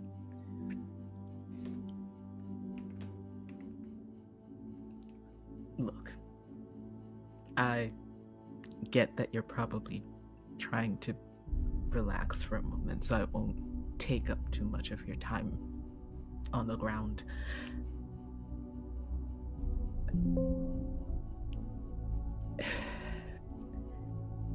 And his approach falters. It looks like he was going to try something else, and then it just ebbs away.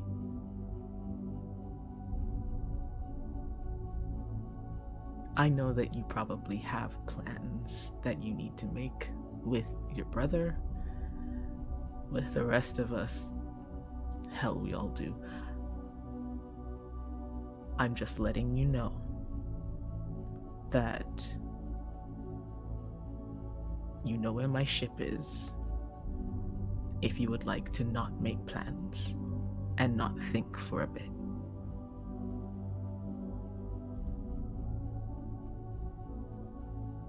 And he won't wait for a response. He's just going to stand back up and head back inside. I think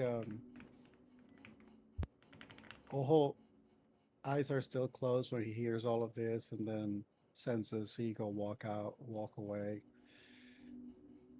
and then eventually, after a moment, his eyes open, and he pushes himself back to sitting. And now he's just taking stock of everything that he sees around him. He's seeing the movement of the the rebel, like the rebels prepping, and this gives him a flashback because it looks so similar to the first time that Raul and Oho were part of the rebels years before. And he looks in Ego's direction as Ego is walking away toward the ship with the invitation hanging in the air. And Oho reaches into a secret concealed pocket in his coat and takes out a small,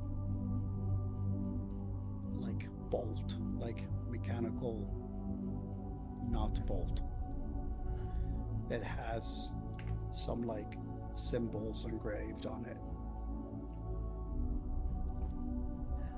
A gift from the only other person with whom Oho at some point got the opportunity to experience the idea of,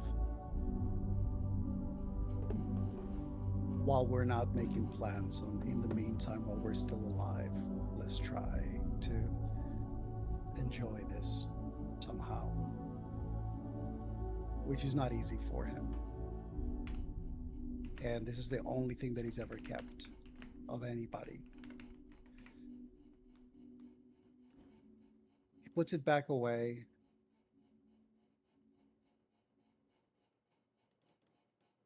Thoughtful for a long time.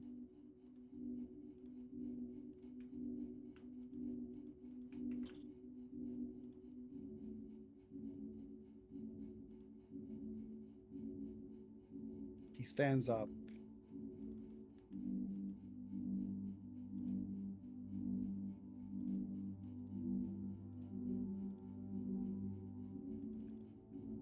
And starts walking in Ego's ship's direction.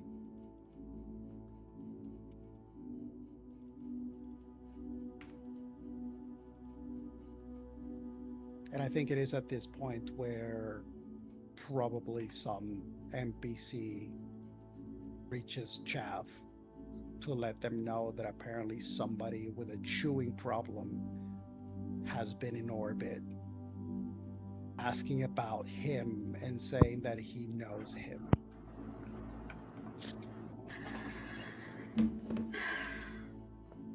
They asking for somebody and calling him Racer.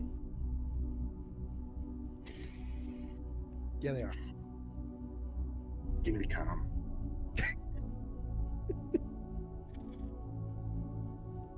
Jev picks up at this point, he's probably just looking at the plans of the suspected battle. Just picks up the comm. It's probably just a handheld one, not like connected to the table that they're at. As he's looking it over, just says, Racer, a bus driver, I hear you've been hailing me for a while. Crunch, crunch, crunch, crunch, crunch. Yeah, what do you want?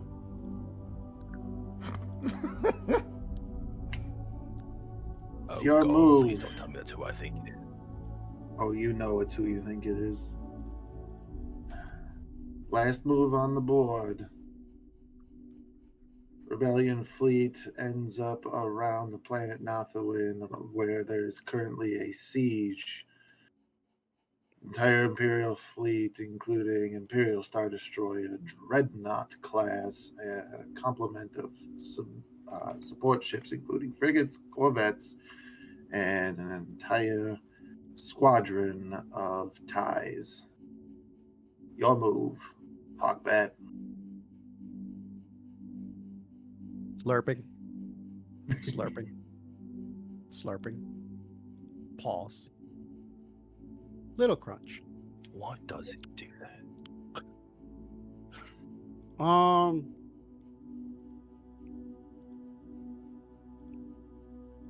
Yeah. How about a concussion missile for that? Oh, just one? Can you afford more? Depends what price you're asking. I guess I can do pro bono for now. So can I land or not?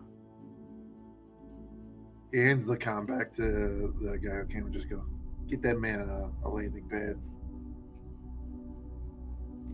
It was a sensory overload. You're telling me. And I love food. Listen, Matt and Chavisto absolutely hate chewing noises specifically. However, this is probably the only other pilot in the galaxy that Chav would actually invite by name to something like this. Even if he did faceplant his ship into a planet. And survived. You forget successfully. Successfully is the key. Successfully is the key. Successfully. Yeah. This ship is going to be a fucking nuisance for me. I swear to God. I'm not going to like this ship. Yes. I'm looking at the That stats is for this fucking the thing. intent. I'm talking about the Nubian Starfighter. This bitch is going to be a fucking nuisance. Oh, that is also the intent. Hey Tarzan, you added it to the canon. You could have given him a cloud just car. You could have given him like the classic X-wing, Listen. except one of the fastest starfighters anyway. Listen, He could have shown up with a You could get Pontiac him GTO, and that we would have had to accept that. Dove had Fucking cargo introduced loader, him to taxi, be a something. skilled pilot, and I am not giving a skilled pilot like Vulcan, and he just any old starfighter. He's getting one of the best starfighters. All right, Second best, which does remind me that when it's time, Chav has two things that he needs to do. He's called Daddy Killbolt. I don't know about Daddy. Daddy has a state of mind, and he's just not in it. At some point in time, Chev would take. He'd probably take one of the sky swoopers and go away from the base for a certain amount of time. You're in a capital ship. God Space. damn it! You're gonna go. Well, all right, fine. I would detach with the Nothuan Chimera There you go. That's fair enough. to a point safe enough distance to allow the ship anonymity. No one else is on the Chimera at this point. Okay. Chav sits in the cockpit, literally like comes to a full stop, has a moment of silence sitting there, clicks one button and opens the hangar door or the bay doors of the retrofitted hangar bay. Mm-hmm. And then sends a message to the nullifier.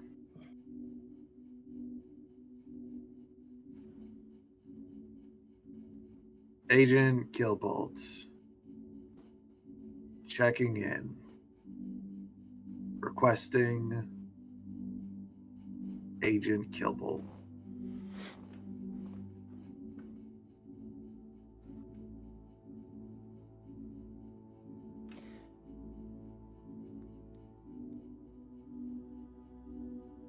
You're left undelivered for quite some time.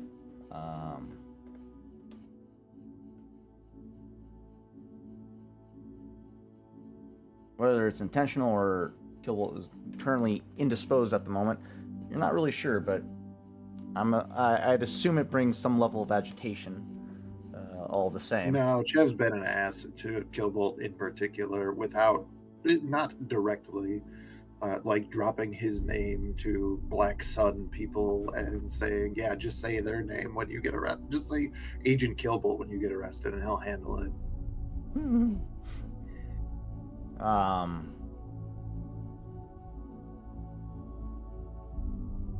There's no reception, but you know that the line is connected and you're just waiting. Eventually, you finally get through. The person on the other side, a nondescript, lowly officer of the ISB. Incoming transmission, this is Nullifier. Please identify your chain code and reason for contact. Chev, it's in the chain code. One that he was given as Agent Lancer. And for reason, Chev would just say, tell Killbolt it's time.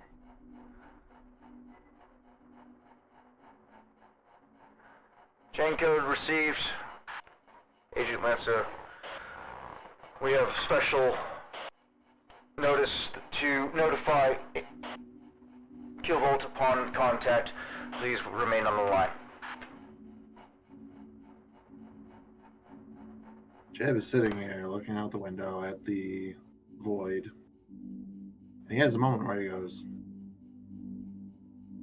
there could be a concussion missile headed in my position right now. The screen goes black after the agent tells you to remain on the line, and after a few minutes, a blurred image of a slim-figured man appears on screen. Garbled voice, as per the usual. Agent Lanza. A man I've been dying to speak with. You promise?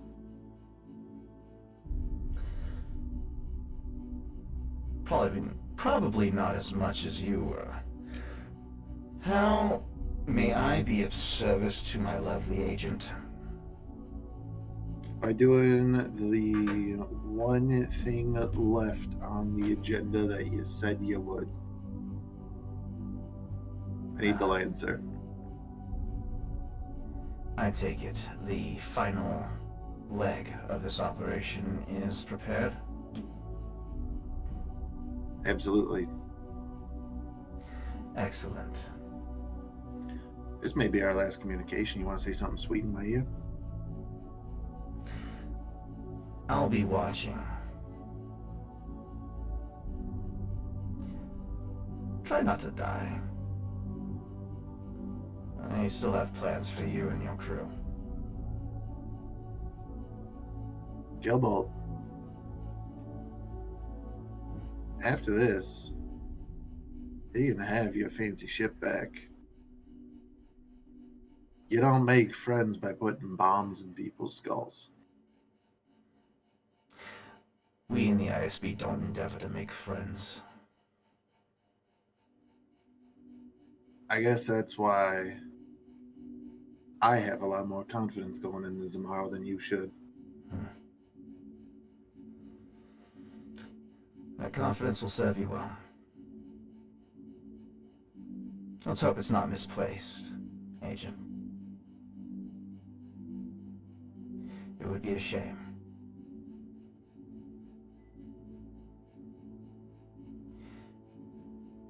You can tell the rest of the crew I'll be watching close by.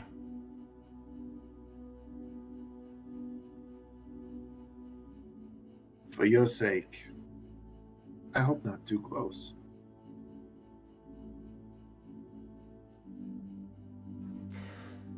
Not the one Lancer is en route at this time. And I must reiterate, do not tamper with the vessel. Tampering is not on the agenda. This is not tampering.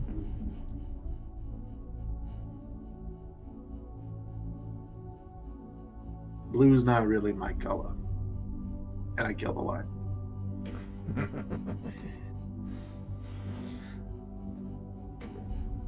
It takes some time after the end of the communication. Still got your voice mod on, bot. Oh shit. There we go.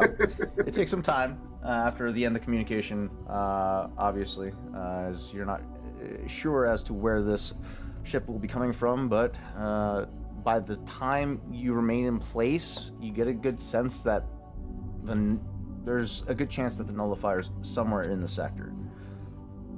You end up having to wait about an hour, maybe two.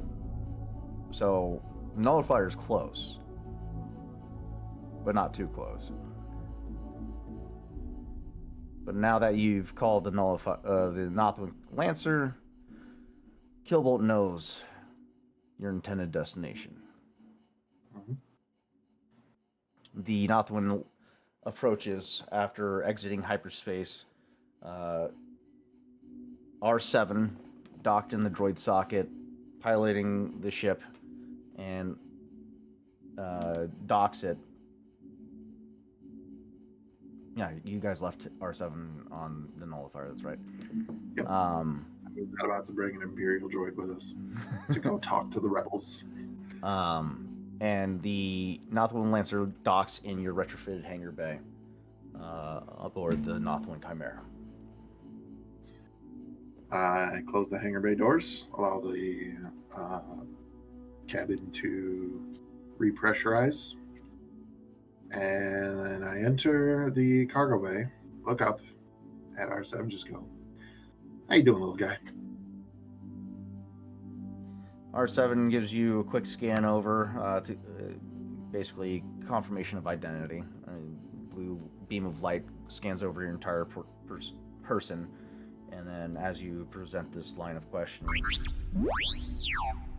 he chirps in confirmation of your inquiry. More of a pointed confirmation, ready to go kind of thing. I don't suppose you'd be able to give me the nullifier's last known position and next destination, would you?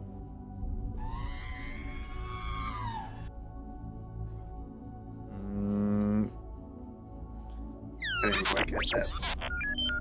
He chirps in binary. I'm assuming you speak binary, so you'd get information's classified. Had a feeling. Well, don't mind me. Just gotta spruce her up a little bit. As Chav then opens up a cabinet and pulls out 2 big old buckets of paint. Ooh. You're gonna write Empire sucks on the side of it? No. Chav is going to take the time and paint the very blue Nothwin Lancer a combination of black and gold. And across the starboard side fuselage, he is going to write in Aurebesh, smile for the camera. I like it. All right. And that is how I am claiming the Nothwin Lancer as Chav's signature vehicle using the Ace Rigger tree. I like it. We love it. We love a Gold King. When the paint job is done, Chav is going to tell R7, keep his scanners on. As Chav locks down the hangar bay, detaches the shipping container from the Nothwin Chimera, leaving the Lancer and the shipping container in space, floating in space, marking the position, and then rejoining the fleet. Interesting. Okay. I am not bringing ISB tech to a rebellion fleet. Oh yeah, they would quickly start tampering with that shit. With a quickness. I'm less worried about them tampering with the ship and more worried about Killbolt getting the location of this fleet. Which also reminds me, since R7 wasn't being forthcoming with the information, could I do a astrogation check to reverse engineer where I think the nullifier was and eventually could be going? I mean, if you go on, I mean, the astrogation logs would tell you exactly. However, there is a level of encryption to access that type of information. Yeah, and I bet that even if I do unlock that encryption, then Killbolt's going to know that I'm poking my nose where it shouldn't be. So I want to literally, like, the Lancer came from that way. He said that it was en route this amount of time. This is the hyperlanes and the planets and the systems in the area. And I want to maybe a combination of astrogation and warfare, if you want, to predict where the Nothwin or where the nullifier was, is, and might be going. Okay. I like that. Okay. Combination of warfare and astrogation. Okay. Let's make it a combined roll. However, you're going to take the one that you had the lowest in ranks of. Okay. That would be astrogation. But you get the benefit of whatever skill is higher. So the more you get more ability die at your disposal.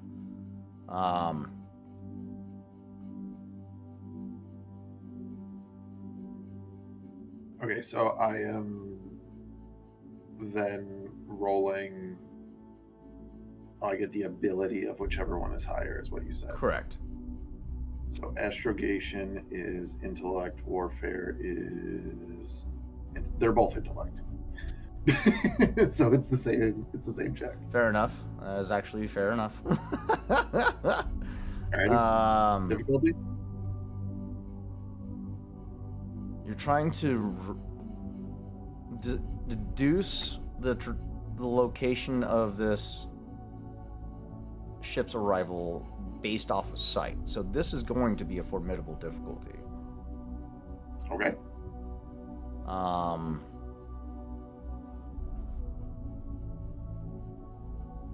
Let's call.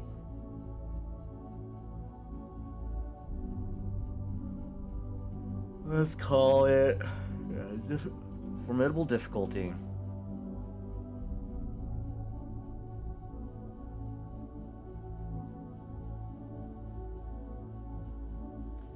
With no coordinates per se to base your judgment off of, we're gonna say 2 setback die to the roll, and that should do it. You said I'm sorry. You said how many setback die? Just 2. Beautiful.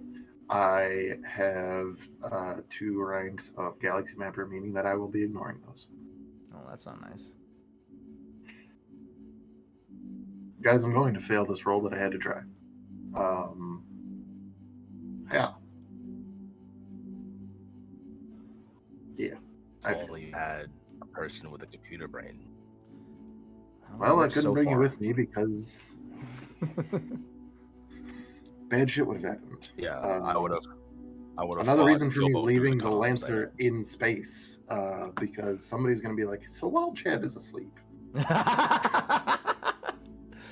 All right. Yeah, with your, just based off of its location, without breaking into the encryption of the astrogation logs, it's a wide galaxy out there. Yep. And it could have been following a hyperspace route, or it could have charted its own route with R7 at the helm. So it's kind of hard to say.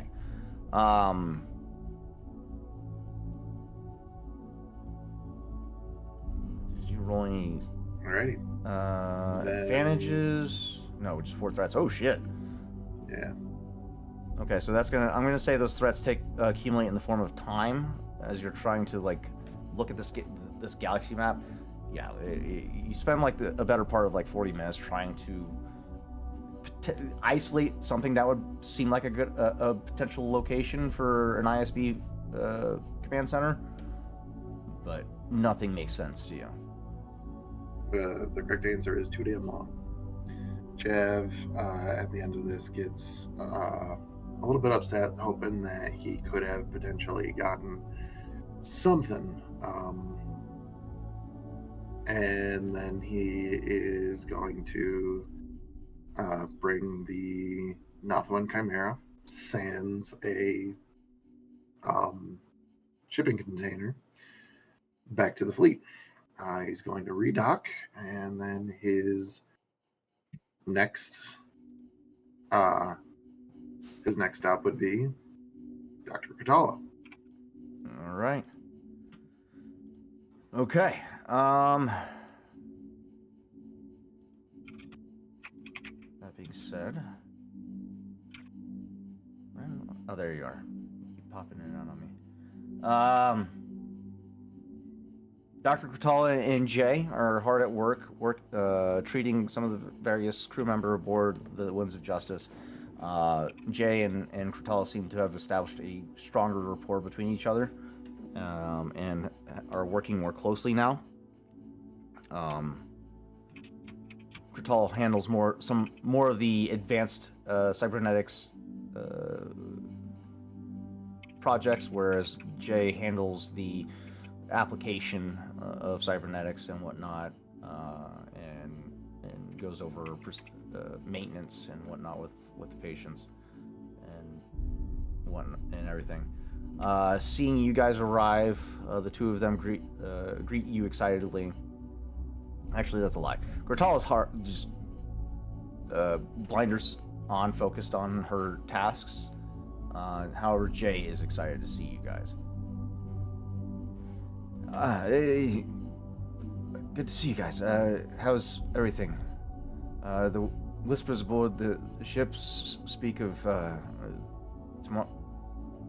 Tomorrow's the big day, right?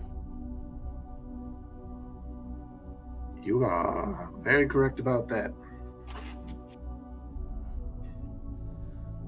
Okay. Well, it's good to hear. I'll do my best to make my my services available to whoever needs them. That being said,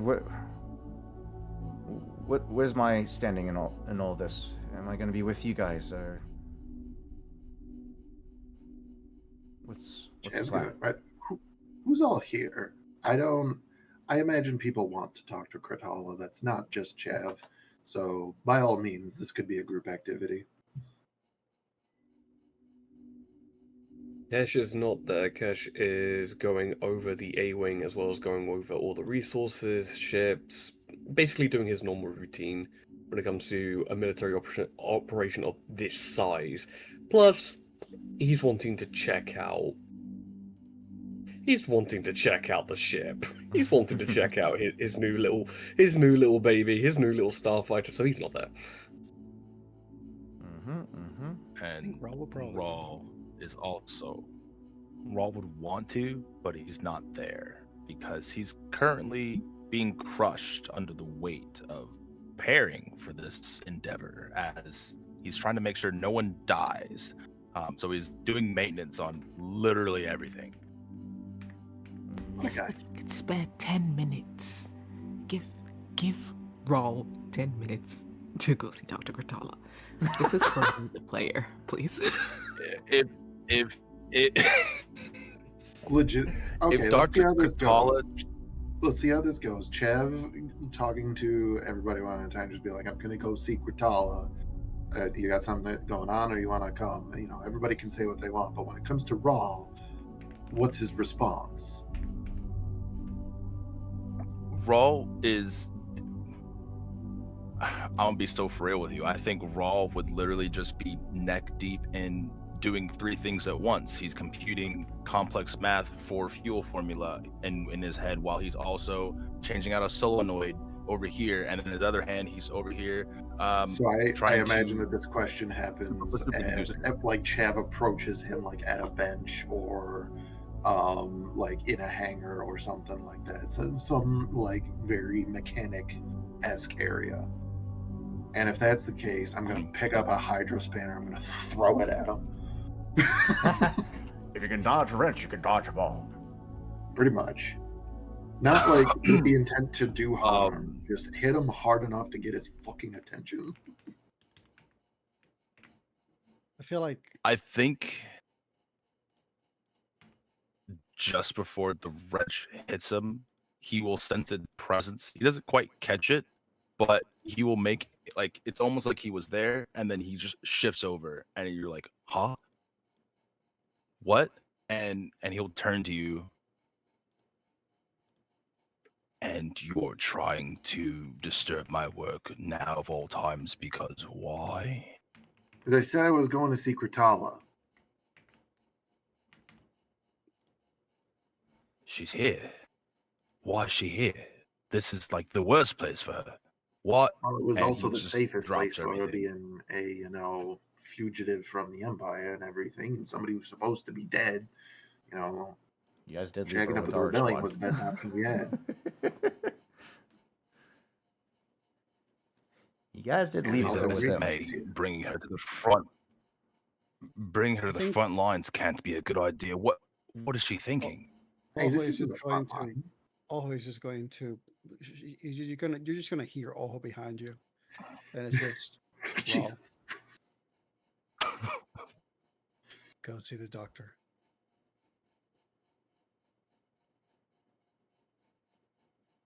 It's very odd that you are two on the same side like this. but all right.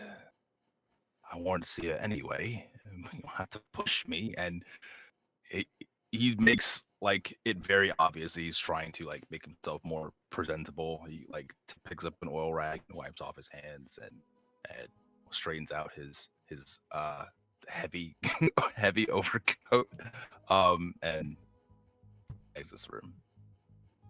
On we go. And so then entering with, it sounds like just Raw. Nobody else has an interest in the good doctor. I feel All like whatever information Rawl can relay and information that may be of relevance for the mission. Well, fair, but maybe Oho/Victor will change his tune when I remind them what Kratala's here for, because that's what Chav's going to talk to her about. When they approach, and Jay has this whole question about, like, is he going with us? Chav's actually going to look to Rawl, because Rawl is more in charge of this kid than Chav is, because this is Oho's adoring fan. So I mean, not my circus, not my Oh, monkeys. I'll check on Ye. Goddamn, forgot that Jay's there. Yeah.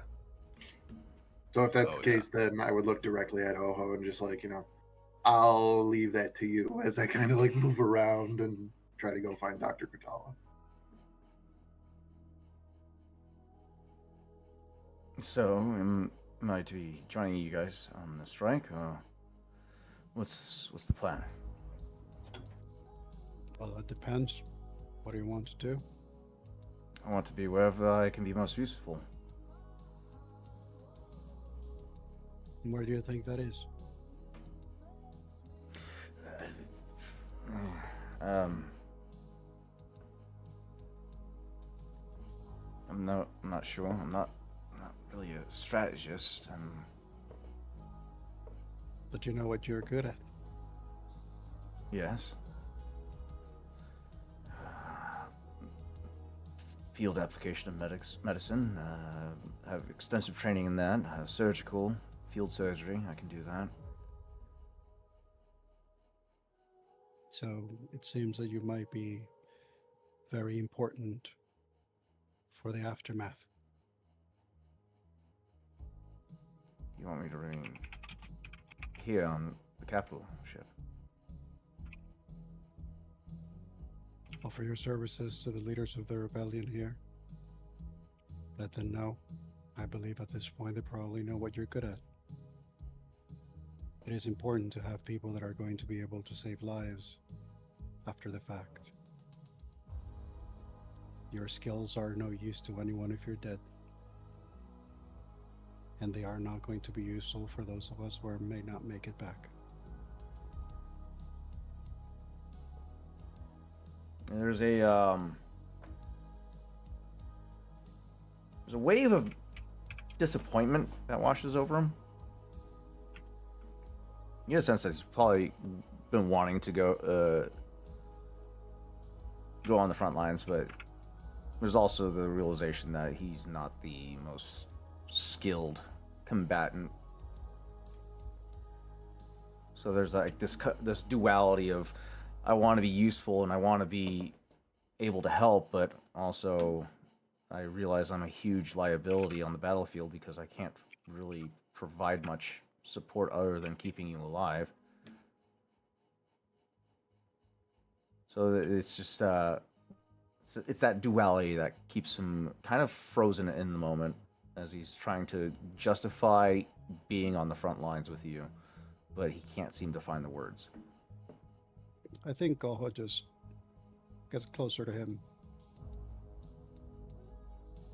Do not be so hasty in wanting to be on the battlefield, Jay.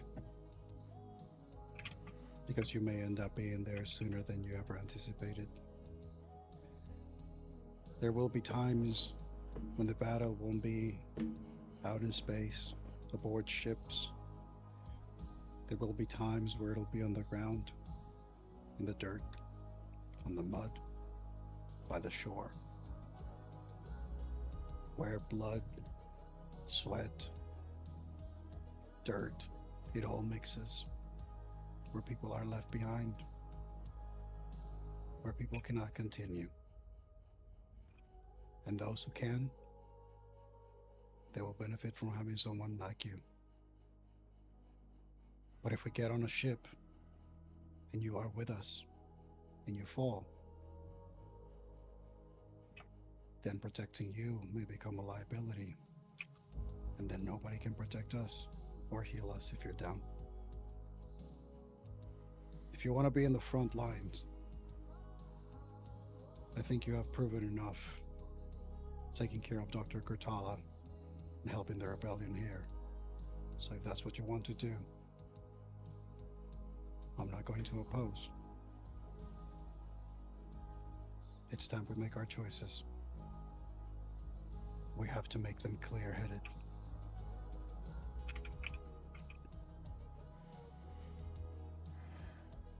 Oh, you're right. I'd only slow you down anyways. If I'm being honest. Yes.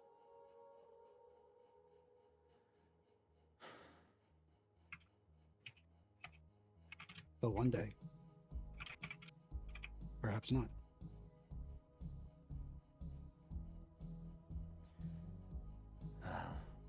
Good luck out there. And, that's it, they say. May the Force be with you. Yeah. May the Force be with you. Whatever that means. Whatever that means. These rebels seem to believe in it. Yeah.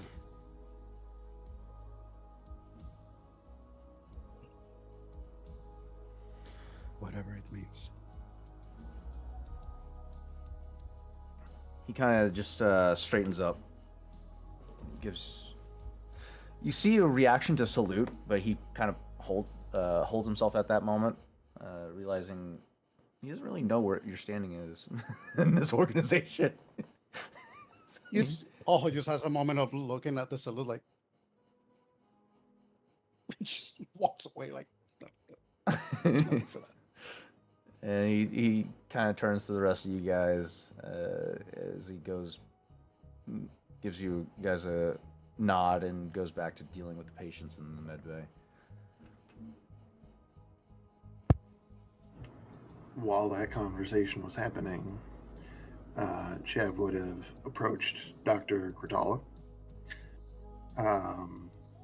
probably as she's working on something, and just kind of speak up like, excuse me there, Doc. I was wondering if I could make an appointment. Please hand me that hydrospanner there, thank you. Hydrospanner, yeah, absolutely. He's gonna, like, bend a piece back in shape after tossing it at Roll. And then hand it to her and just go. And what is it that you require services upon? Well, nice easy thing for you to kind of put together. I already got my hands on, let me double check the name here.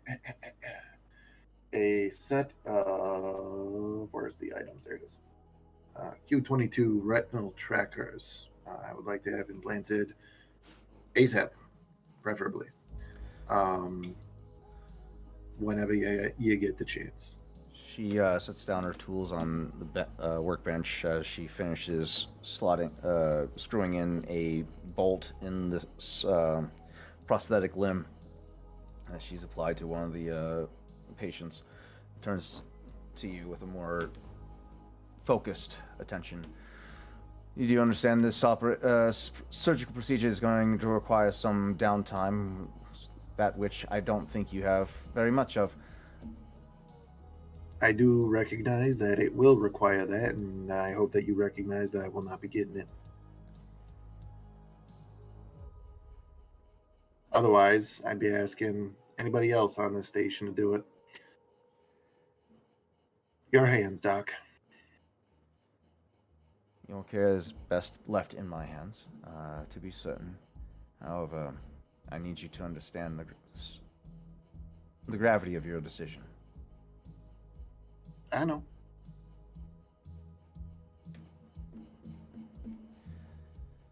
I can give you back to treatments for the topical treatments for the eye. However, it won't be fully recovered by the time the strike takes place. As long as they're operable, I'll handle the rest. As long as you understand the risks. You may experience disorientation, blinding lights, discoloration of sight, blurred vision. It is going to be a risk. But if anyone can mitigate those risks, it's me. Appreciate you, Doc. The second thing that I'm going to need you to fix and repair, I actually brought it with me, and that's when I'm going to reach behind me, grab Rawl by the collar, and position him directly in front of Dr. Cortala, and then step over there.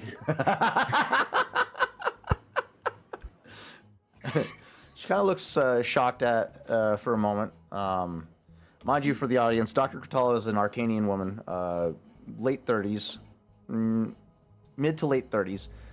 She was stuck on the planet of Cholgana for about 20 years, and she's one of the leading cyberneticists of her time back during the Republic.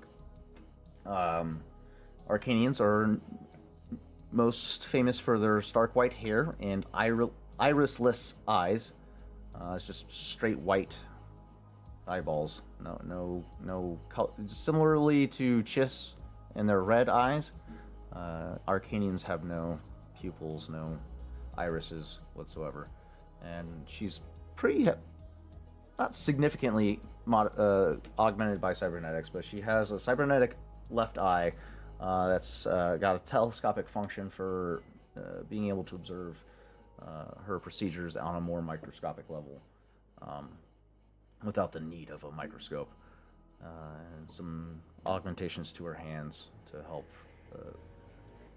expedite surgical procedures. Last you saw her, she had...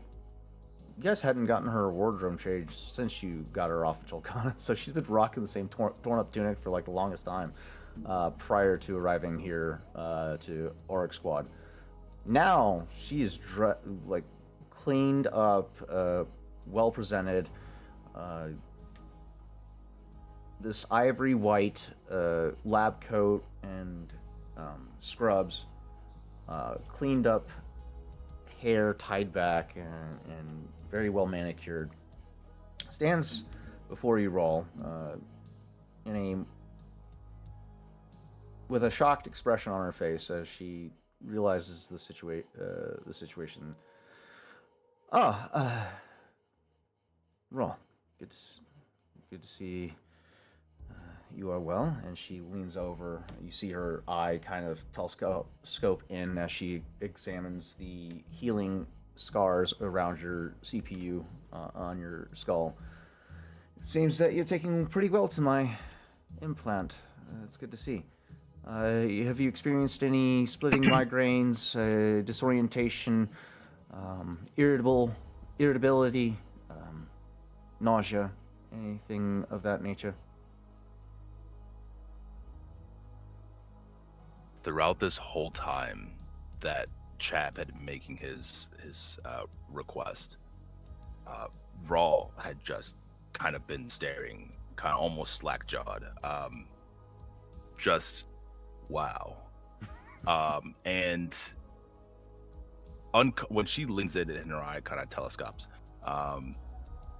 he unconsciously kind of gets like nervous, like he stiffens a little bit, holds his breath as she gets close, and for the first time, Chav notices Rawl actually nervous,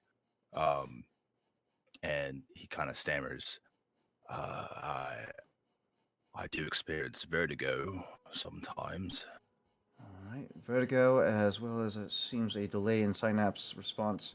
Might have to make some adjustments. I don't think it's the implant.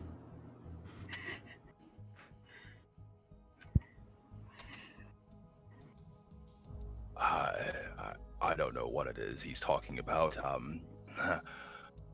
It's good to see you. Didn't expect you to be here. Why are you here? Well, the rebellion required my experience, as a lot of these soldiers are pretty significantly maimed and require either cybernetics to return to the fight or prosthetics to live a normal life. So I figured what better use for my skill than to assist them. And while the Empire remains the controlling governmental body of the galaxy, I don't see much of where I could go where I would be safe. So, why not stay with where you guys last left me? Besides, they seem to have decent funding and supplies to further my research in cybernetics.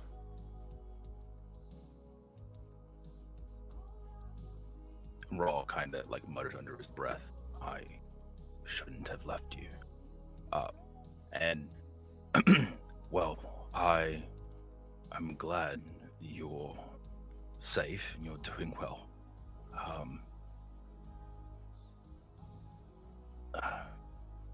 Honestly, I'm at a loss for words. It's good to see you again. Are you okay? I'm detecting an elevated level of heart rate as well as pheromone output. Are you experiencing any disorientation at the moment? It's a little bit hot in here, but Nurse, can I get a sedative over here? I don't need a. I need to work. I have to get back to work. Work is good, but you do need to reduce your cortisol levels as it can impact your efficiency. Why don't you go ahead and take a seat, and I'll take a look over you and see if I can make any adjustments to your implant and improve cognitive function. I imagine Raw had like. Sorry about the delay. But I imagine Raw had made like the motion, like the movement to leave, but a nurse kind of like forced him into a seat. Dr. Patel would have grabbed you and put you on the chair. Oh. I would like to commandeer the nurse that's getting the sedative. That, like, just kind of shake his head, say nothing, but on the tray where the sedative is, just put that off to the side. And then Chav is going to put his flask and 2 small glasses and then send the nurse.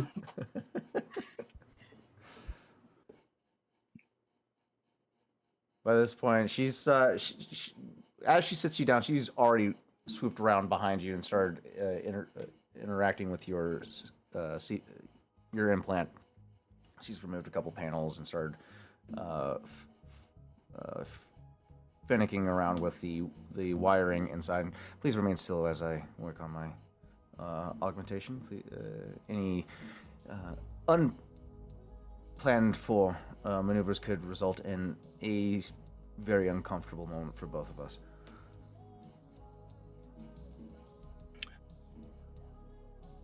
Raw holds his breath. Every single fiber of his being is still. Remember to breathe. You'll start to tremble. She just keeps going to work on it. By this point, the nurse does arrive, with a confused expression on his face, with the workbench, with glassware and his Chav's flask. And Krital looks over at the nurse. I said I needed the sedative, not whatever this is. I'm sorry, ma'am. He points over at where Chav was. Gone. I'll be right back, ma'am. And he runs off, leaving the tray. So, uh, any hallucinations or any unplanned for side effects since the implant's implementation? Only every night while I dream. I mean, no, nothing. Noted. You can feel as he's kind of tweaking around some wires at the moment. Any blunt force trauma to the head since the implementation of the unit? Not that I can recall. Okay, loss of memory function, got understood. And finally, do you experience any discomfort or a sense of itching on the inside of your skull? Or more located around the source of this device?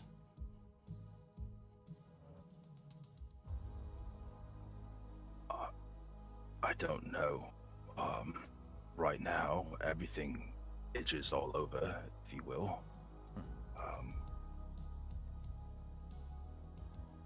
It feels like I'm on fire. Interesting. I don't think I've felt this before.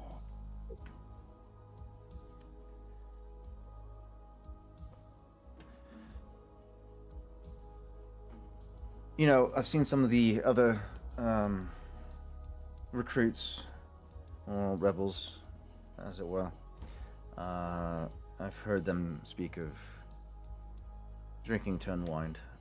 Seeing that there is a device here that bears the resemblance of a flask, I would assume there's a substance of which indeed induces the sensation of inebriation. While I continue to work on this, please feel free to imbibe to help ease that sensation of whatever it is you're experiencing, as I think it will help you relax and make my job easier.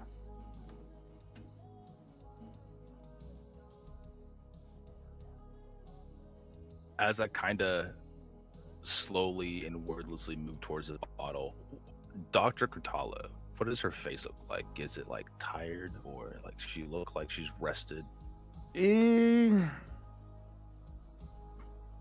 Despite living in such harsh conditions for 20 years, she retains her youth pretty well. And from the time that you've seen and interacted with her, she doesn't sleep very much. She's either the time that she does spend sleeping is very. You've learned that it's very baseline. Whatever is necessary for her species to require, she sleeps that minimal amount and gets right back to work. She's so in this moment you're kind of like, say, late in the evening for this sector. She's got some exhaustion in the face, but it's overshadowed by discipline and focus for her passion, and that seems to revitalize her as she's working on your implant.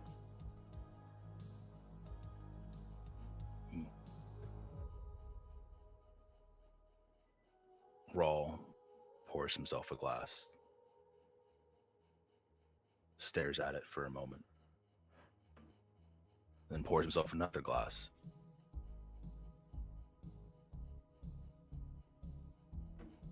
Well, if we're both going to be forced to do intensive tasks tomorrow, it would do us both well if we relaxed a bit. And he would hold the other glass out to her as she is knee deep in his brain.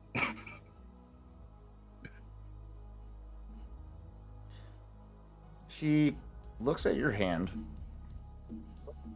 From the time that you spent with her, you've never once seen her drink. And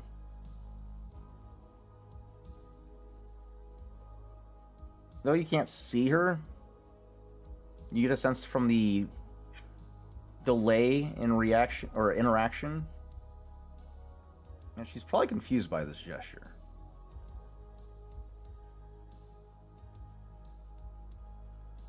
Well,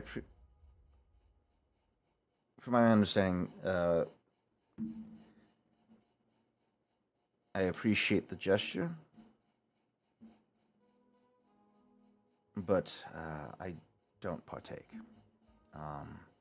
I require my mind to be sharp and focused, and I find that mind-altering substances tend to dull the senses, and I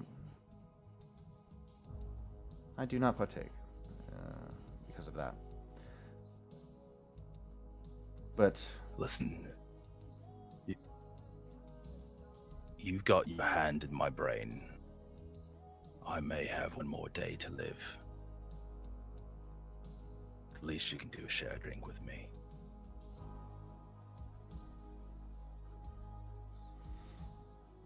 give me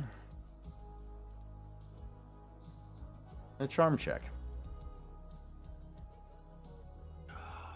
I would love to, but Sessions literally said no. You're still having that problem, that's right. I'll do it for you, buddy, because I'm trying to wingman for you anyway. Chav, okay. Chav, it's going to be contested against her charm, which is an average difficulty with a challenge of 2. Boost die for the wingman-ism. So an average difficulty challenge of 2? Correct. Boost die for the wingmanism, and Goddamn right. give you another boost die for for your final point. Tomorrow's not promised. Basically, go ahead and give me that roll if you would. Okay, only because I'm looking at this and realizing that the challenge of 2, we can offset this if we want to toss a token here for our good buddy to try and get another implant, if you will. It was almost against her. Sounds like next week is going to be our space battle, and we have 4 light side tokens. It was going to be against her discipline, which would have been a harder difficulty, but I was like, this is more of a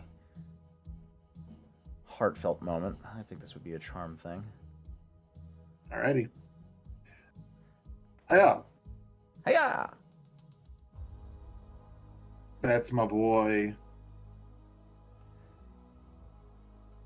After a moment, I make logical sense. You can't see it. 4 successes, 1 threat. Yeah. After a moment, nice. You feel her delicate hand kind of take the glass very gently.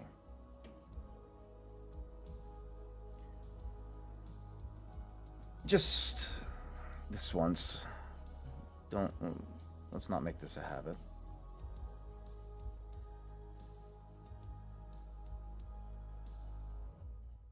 Cheers. Cheers. To fruitful endeavors and accomplished goals. Accomplished goals. And in Raw's brain, and one-sided love.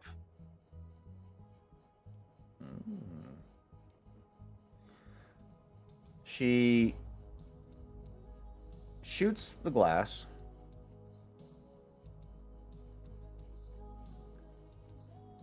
And immediately starts coughing. she Oh, she manages to drink it, but weren't lying.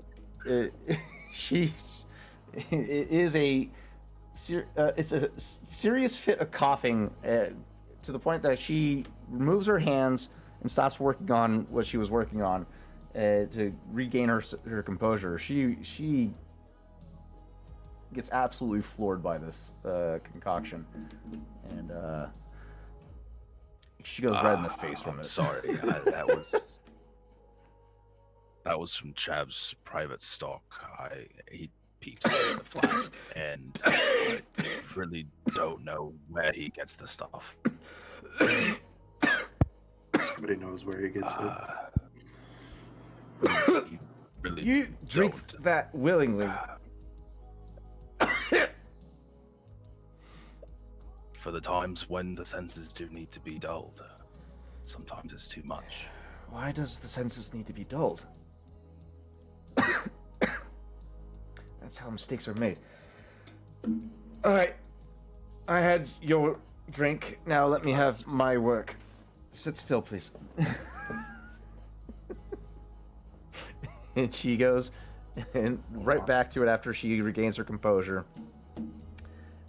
After about 10 minutes of working and side banter, she finishes, and it gives you a +1 bonus boost die to computer checks. Nice. Um, As she slots the last piece into place,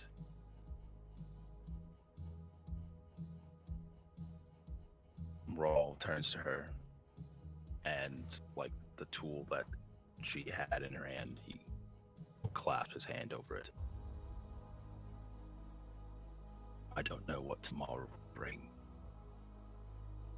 but know this, I will do my best to come back safe.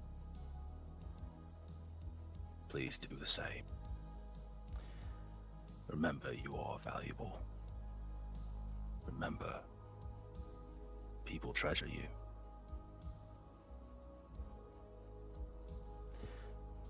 That's a sweet sentiment, Rawl.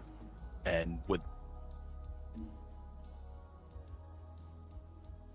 that, he'll nod and he'll leave.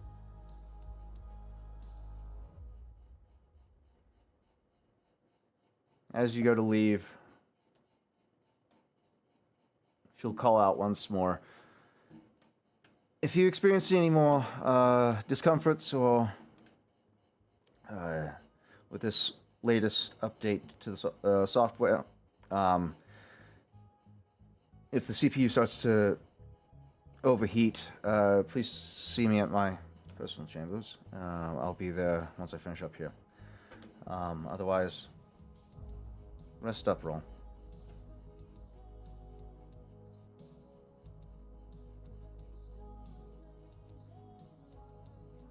He nods and leaves. All right. With that, let's go ahead and take a quick 5-minute break, as we're way overdue for that, as we prepare for the next and final leg of this episode. Don't go anywhere, guys. We'll be back in about 5 minutes as we resituate ourselves, go to the restroom, drink some water, whatever it is, because this shit was spicy and we love it. And we'll be back in 5 minutes to continue the story. Don't go anywhere.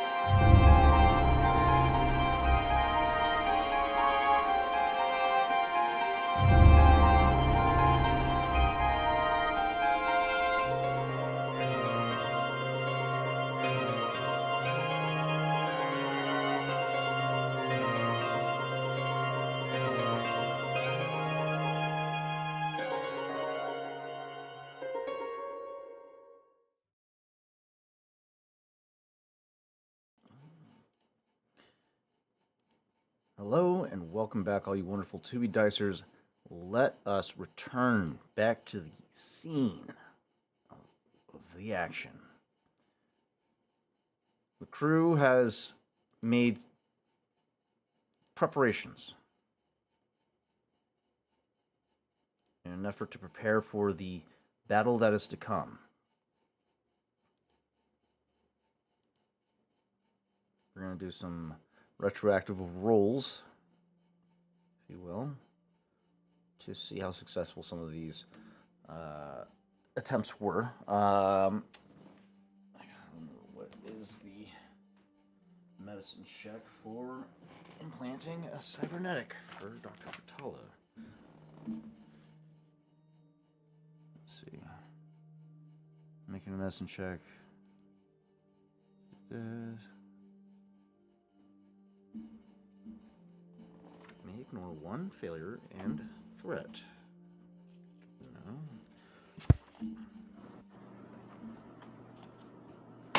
You know what? Google's. Is there any way I can offer help? For who? You? Good doctor. To work on you? Yeah. How What else would is you- she working on? Well, how would you help if you're being worked on? By being a very agreeable patient. By being very, very, very, very, very, very still. By being a good boy.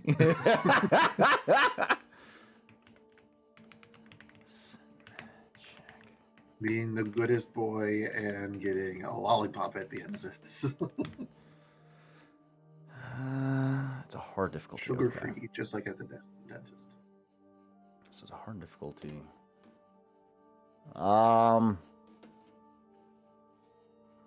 Let's see. Dr. Time, medicine.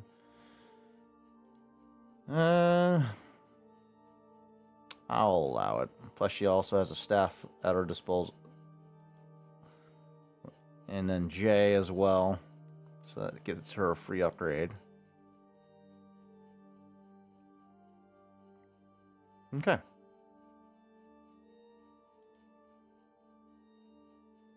Oh shit, I forgot to reveal her.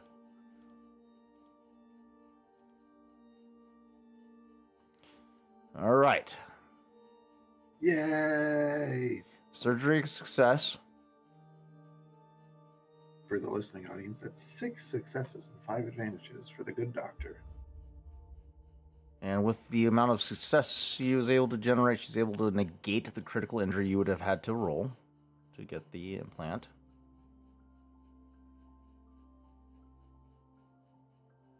And the advantages. Let's use those to negate the strain.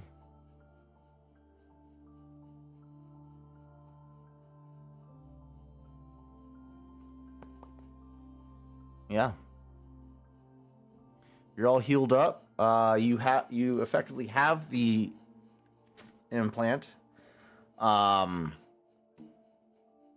It is functional. However, you do have a permanent slash temporary setback die to perception checks and checks related to the implant's function until you fully heal. But you only need to rest one more day, not counting the day of the strike. So you will have to have this setback die for the duration of that fight. But the device works as intended.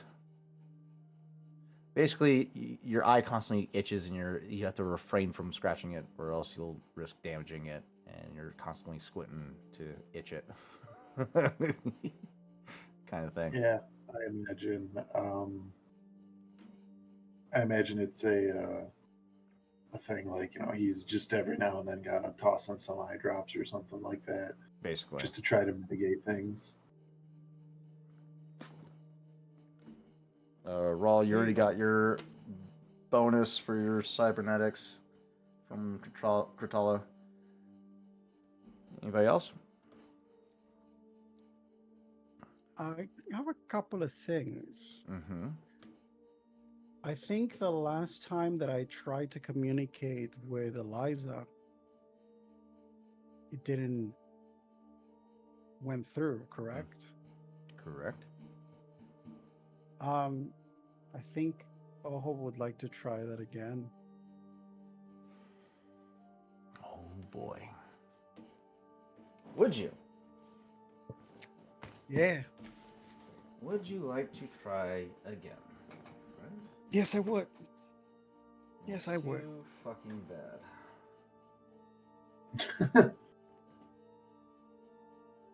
my book? Where are ye? You wee bastard. There we are. Okay. Let me grab my notes. 1 second.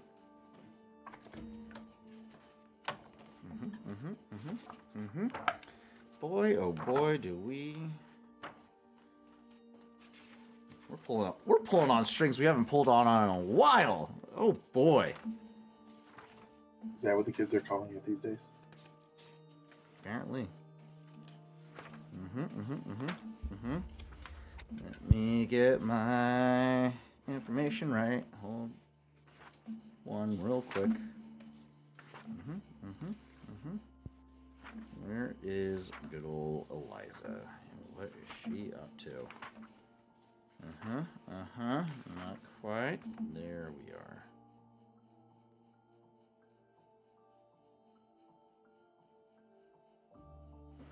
Okay.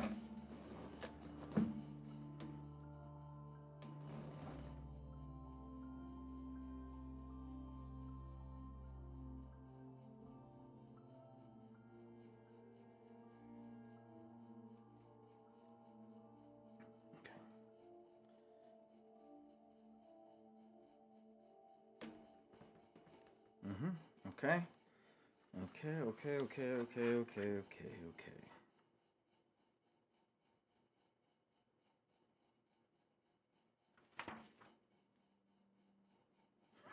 Okay, all right.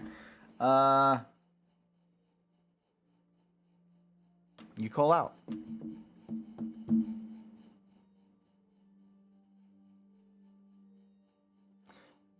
Initially, it's a broad spectrum transmission.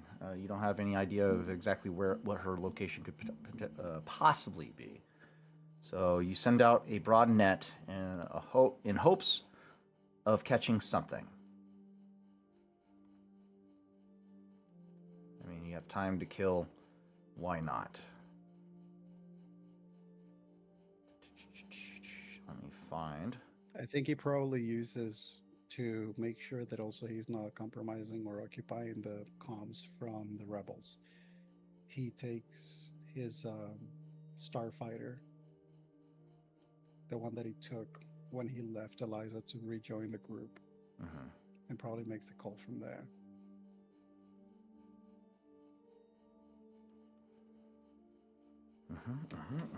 Okay, I need coordinates.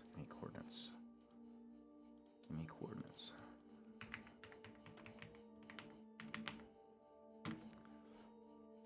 There we are.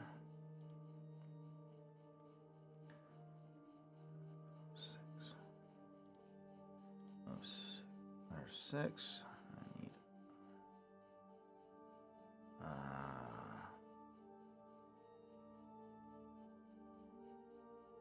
Haha. Gotcha.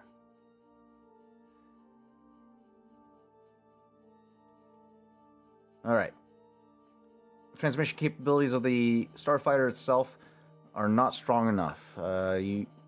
You send out a signal from the M12 to no avail.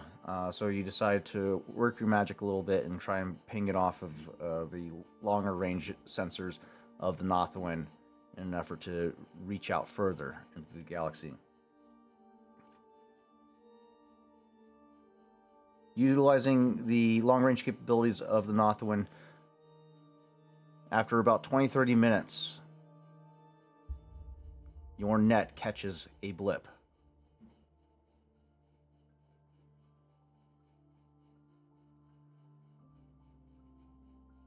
all the way across the other side of the galaxy, on the surface of Dathomir.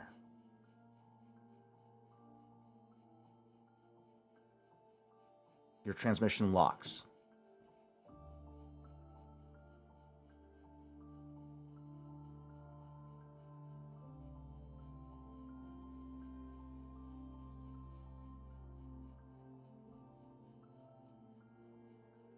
Do you proceed to continue the call? I mean, I have to.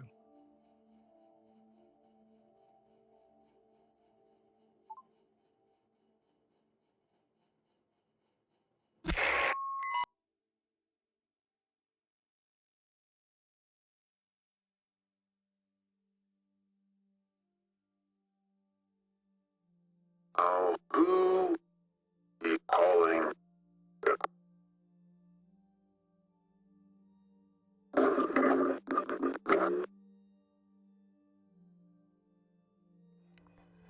Now, who would be contacting a Jedi?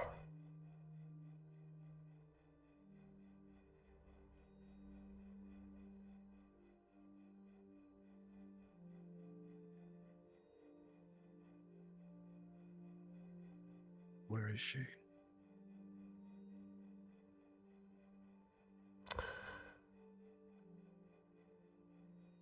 I think you know.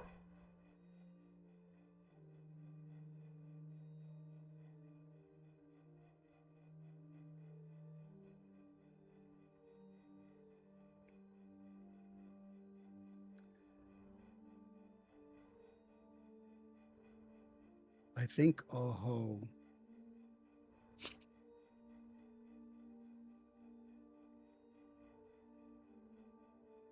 His eyes are looking out the ship.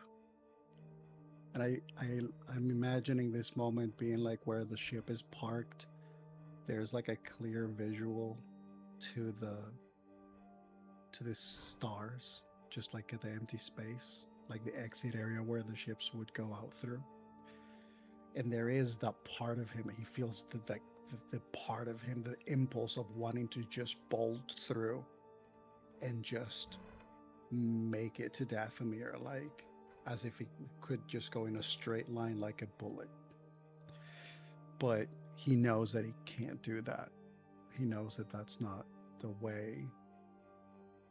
And so he's silent for a while.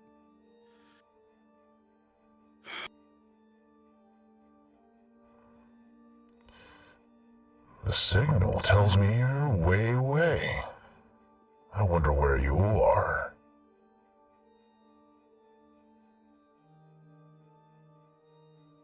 Don't worry. I will come find you.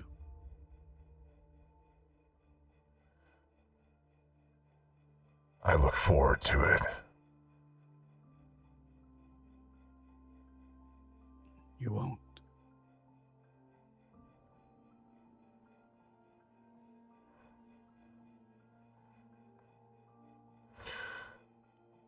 I think I'll inquire with the little Jedi as to your identity. She and I have been getting to know one another.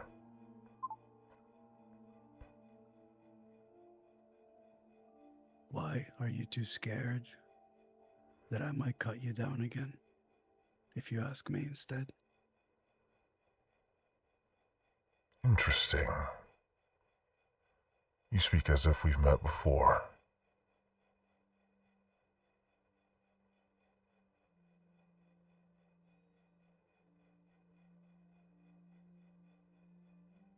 Oh, you've met another brother, didn't you?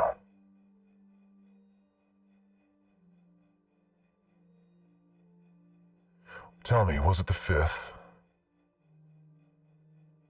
Doesn't matter. He fell, and so will you.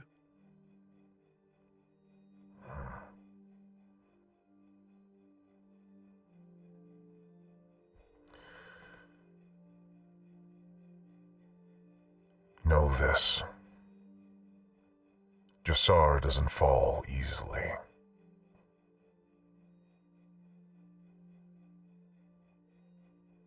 I am not like my brothers or sisters.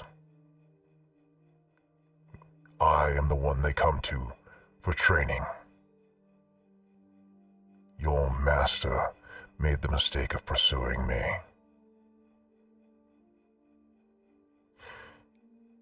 You will make the mistake of pursuing me.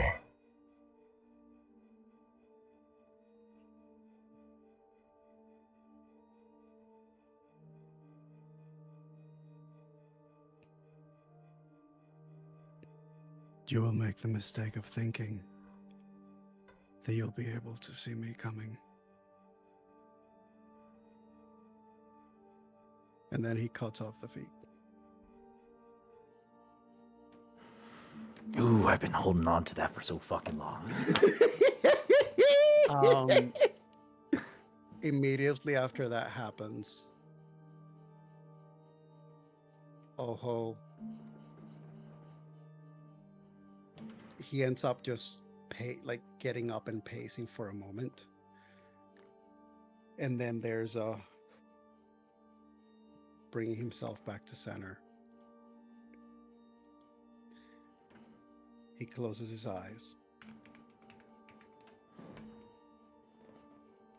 And he's going to attempt to use his seek ability. Okay.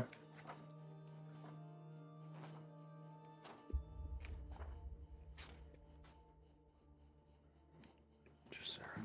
I spelled that wrong.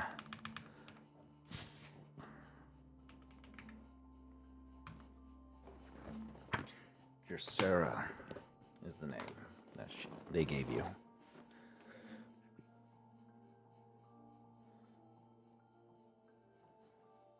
And what is it you're trying to do with this ability? I will tell you, since I actually got one light sight and I can use that because that's all I need for the level that I currently have it at.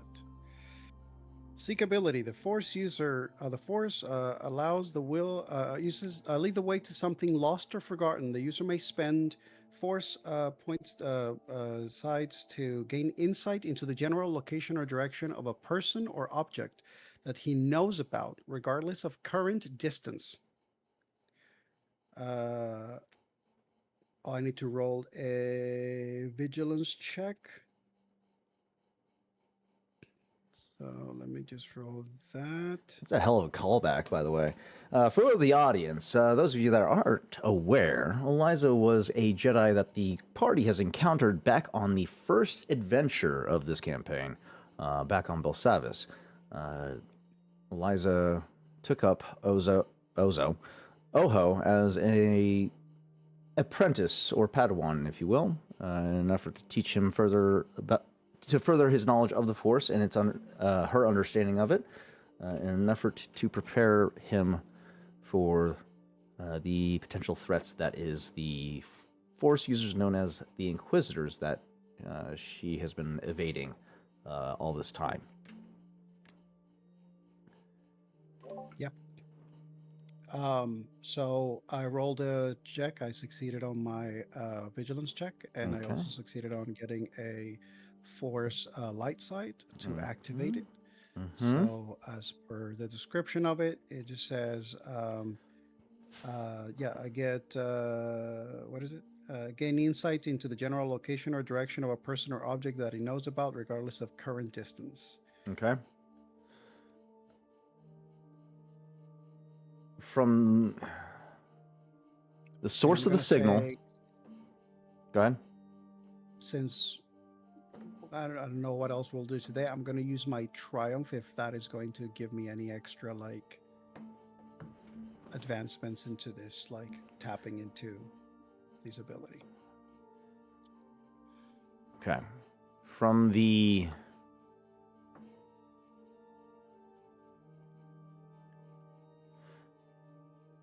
coordinating the information gathered from your sensors as to the origin of the signal being located on Dathomir and the speculated whereabouts of Eliza, the Force funnels your senses in the same direction that you know that one specific red star off in the distance that you know to be home. You know to be Dathomir.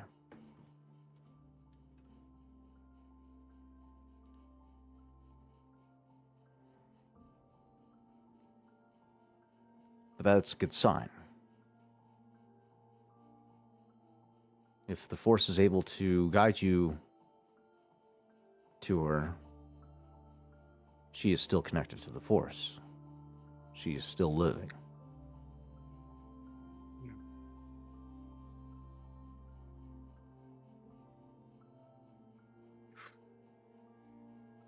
I think Oho takes a breath of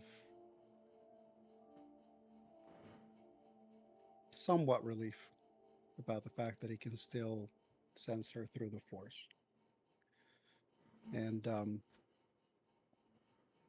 yeah, I think after that,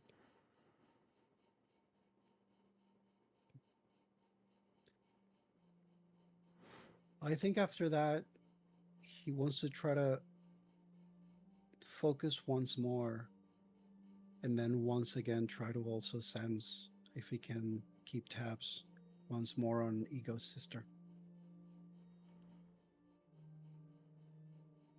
Because last time he was able to sense the fact that they were in carbonite, and I guess is just thinking about whether or not that has changed, if he can sense that again, whether or not it's changed.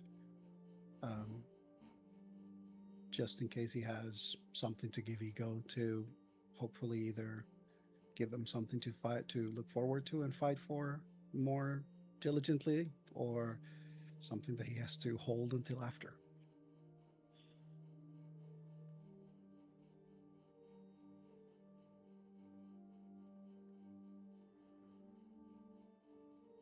I believe last time we inquired, the vision took you to, or gave you the sense that they were traveling somewhere in hut space. I believe so. Oh my god! I just rolled 5 light sight.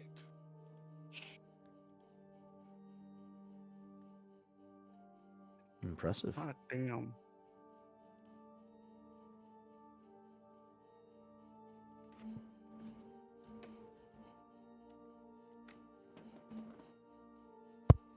Somebody in this universe is saying, most impressive. Obi-Wan has taught you well.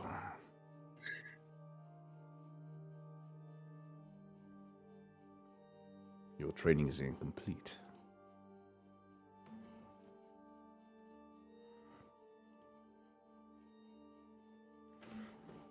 Okay. You looking to do the same thing, or are you looking for more detail? I mean, Oho, mechanically, and I think to an extent, narratively, he doesn't really have more than just a basic form of visibility unlocked. Um, so he's exploring it. I feel like the way that this is working is like this is his way of training this. Like this is like he has focuses and things that give him an intention and that have weight, like emotional and like narrative weight for him and the people around him. Like finding Eliza, that's got a lot of weight to it. So it is worth working and training this. Egos having a sibling that they're trying to potentially find, that's something that has a lot of weight. So he doesn't necessarily fully specifically looking for something in this case, more as to know, kind of like the sense of like last time I sensed that it was on a ship around hot space, they were in carbonite. Like, what would I sense if I were to try now? Like, do I sense the same thing? Or do I sense the carbonite? Do I sense no carbonite? Do I sense a different space area? Again, it comes in flashes, in incoherent images.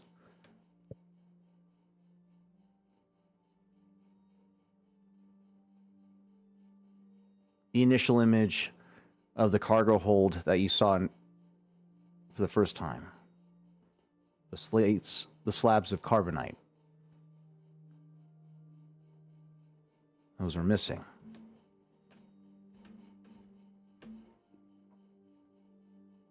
However, the hum of the engine's no longer there in the background. The ship is stationary.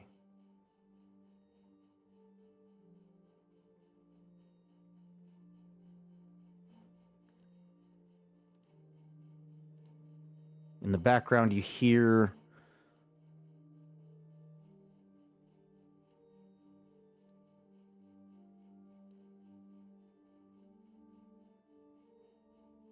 you can hear the faint sounds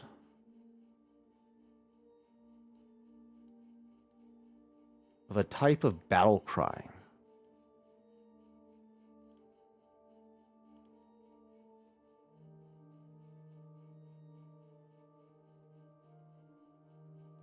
With the successes that you generated, you can use those additional light side points as additional successes, so that would make it 5.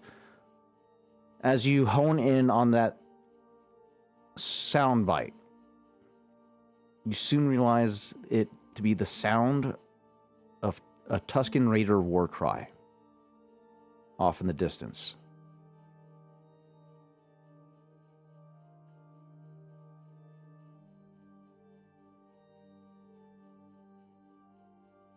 Then there's no senses, just the feeling of heat upon your skin.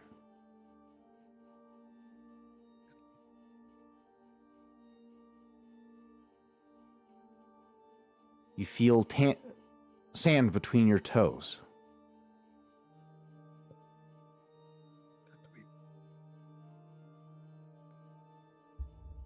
The senses end, and you're back in your physical form.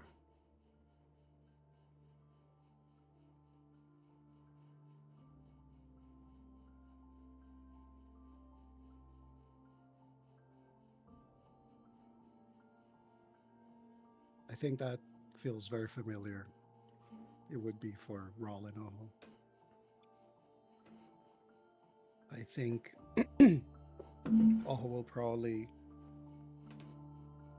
first take the time to talk to his brother privately. And it probably will be a moment where he says,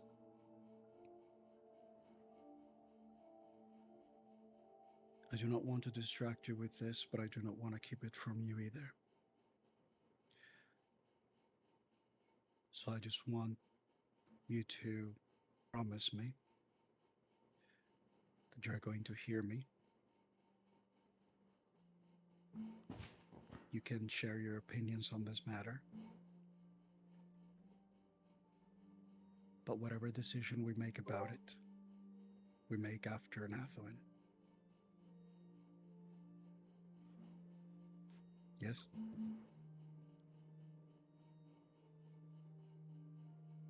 He takes a moment.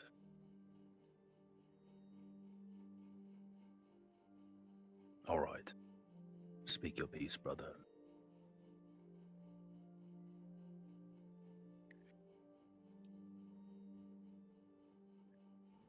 After Nathuin ends,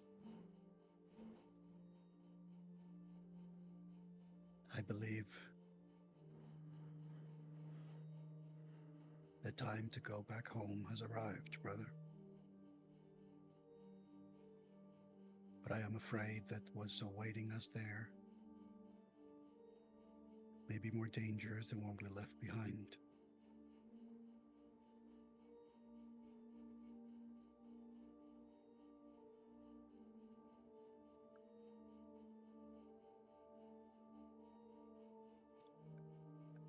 Eliza is there.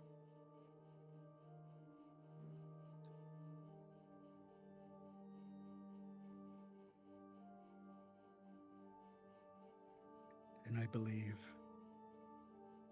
that another one of the lost brothers like the one we faced before has her.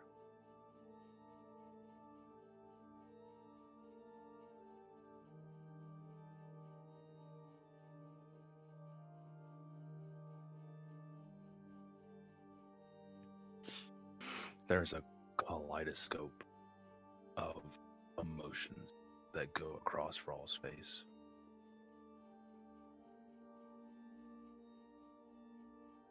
He's still waiting for you to finish.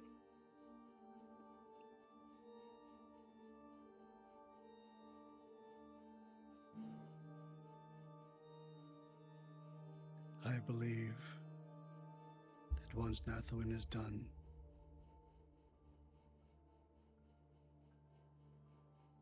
how would you like to go on a hunt with me?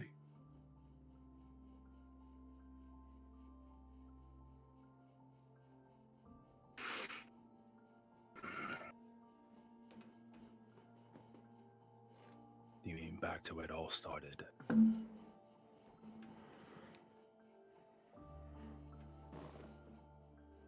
Pick up the mantle once again, as it were. It's been a long time coming.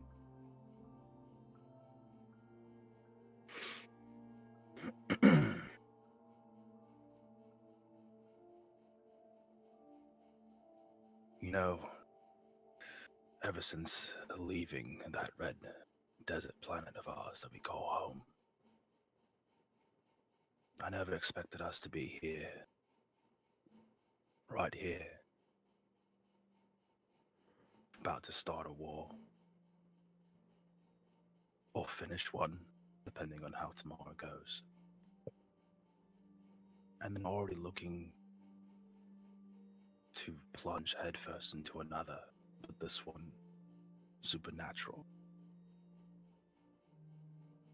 You know for a fact if we go back there, our lives will change irrevocably.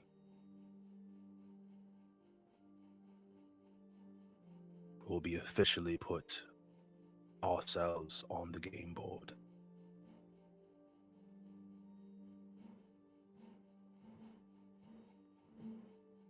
Our lives have already changed, brother. I think we just have to fully embrace it.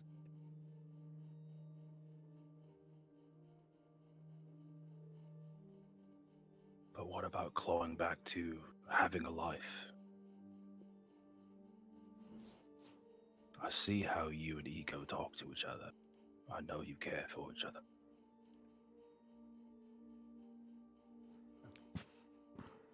Why not after Northwind, we just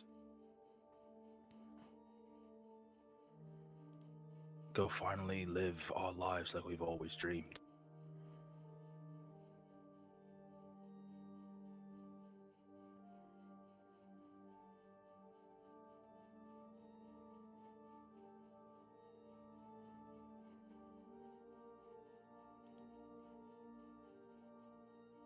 The only dream I have had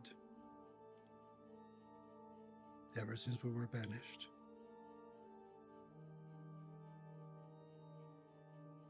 was to make sure that we could buy ourselves the chance for us to have a peaceful life if we chose, for you to have a peaceful life. But I cannot leave Eliza, not like that. And if these hunters are after us, then that life is not for us, not yet. It may never be. And I do not think that you want to go back into hiding and running like we did before. I know I don't.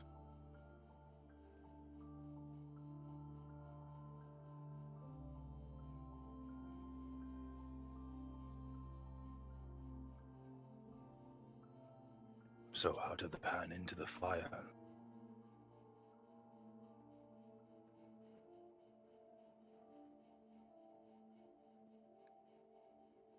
I made a promise to myself, brother, that if I can help it, I would never leave your side. Not again.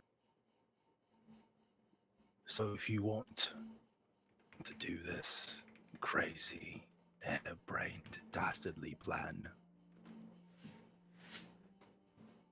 I'm right behind you. No. You're right beside me.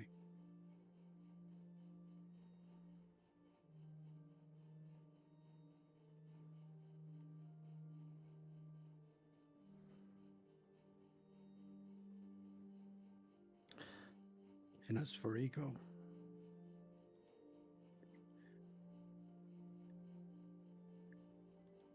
while I may not be able to offer some long-lasting story,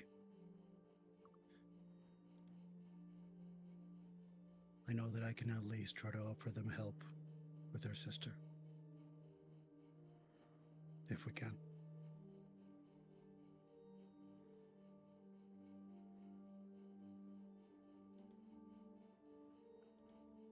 I would just ask that you give him a warning. That option to leave. I know our world. You know it. It's hard. It's unforgiving. It does not take kindly to those who are kind.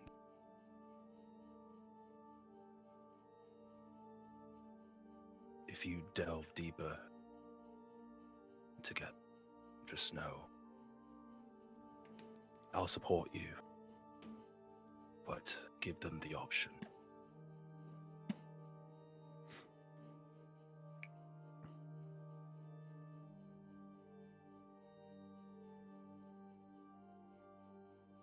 I will.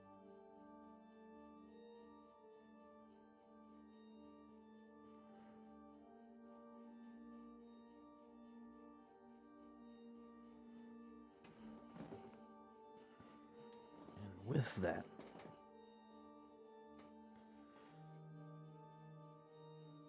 the winds of justice turns in for the night. Rest finds most, but some end their nights with some level of restlessness as the adrenaline and anticipation starts to settle in as to the realization of war upon the horizon.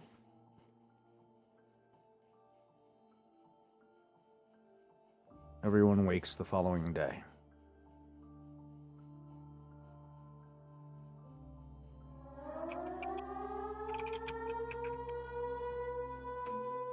Sirens echoing throughout the entirety of the capital ship as men, women, alien, and human all rush to their various battle stations in preparation for departure.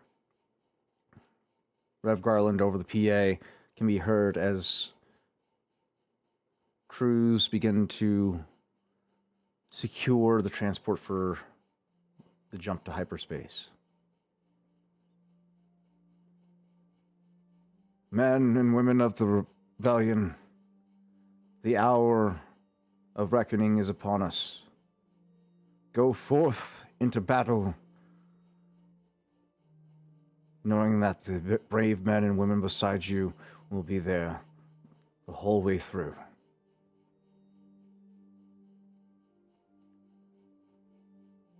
May the Force be with us.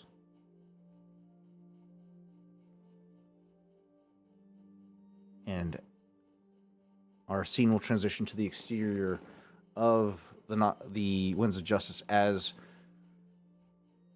by this point, a collection... Oh, go ahead. Chev would make sure that he would tell who's commanding officer of this operation, Rev Garland? Yes, aboard the Winds of Justice, yeah, he would be the highest ranking officer. He would stop with Rev Garland first, and he would say, I need to depart the Wings of Justice with the North One Chimera, and I will rejoin the fleet at Northwind. Understood. I have one other favor. A lot of shit's going down. And while we've been through the impossible before, there's always that chance. And Chev is going to hand Rev Garland his datapad. And he's going to say, in order of Core Atlas's return, if this is not returned to me, the order of succession is Rahl, Oho, Dove, Ego, Kesh. If none of us return, destroy it.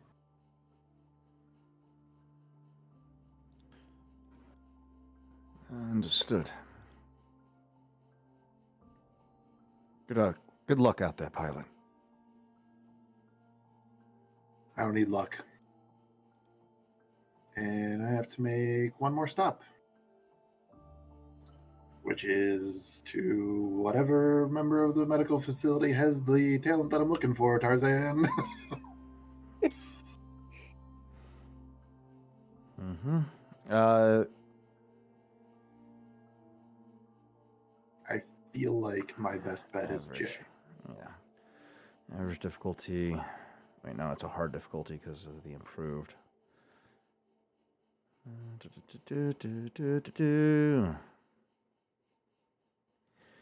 You approach Jay with the intent of receiving this stem, if you will. The way that Chav would put it is, I'm looking for something to keep me sharp, or keep me limber, maybe. Just know that I've been working on a concoction to improve cognitive function as well as enhance reflex impulse control, and I'm very confident in my work. However, there are drawbacks to it.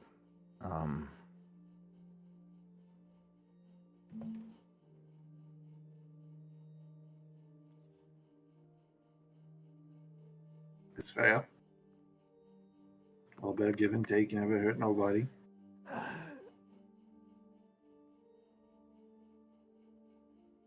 Before you take the stem, wait till you're at the battlefield. There's a limited duration of effectiveness before it starts to wane. However, I'm confident that in my skills that it should work as intended.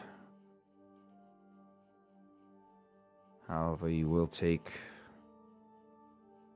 some strain to do so, as it does impose a physical exertion on the recipient. Essentially, he's giving you an adrenaline shot. Mm-hmm. Chav's going to take it, and as he's holding on to it, he goes, Any interactions with other medications? It's not recommended to be taken with alcohol or any drugs of illicit use. There could be unexpected side effects that aren't accounted for. Not recommended, you say? I mean, I can't say for certain because I didn't test it with other drug uses in mind. That's fair. Hey, Jay. Yes, sir. You're doing good, kid. Good luck out Whatever there. happens, remember you're in the right spot. Thank you. So, I'm going to shake his hand.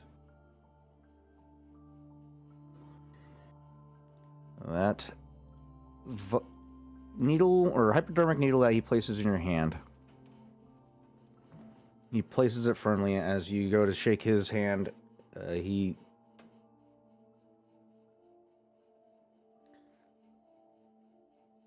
pulls you in for a hug, actually. You all absolutely hug him back. Please be careful out there. And thank I'll you do my for best. not killing me.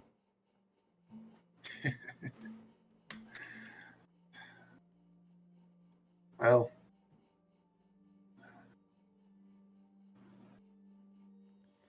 you know, don't tell anybody else this, but I don't think I got a quip. Well, once you take that Yeah. shot, you'll probably be able to think of something.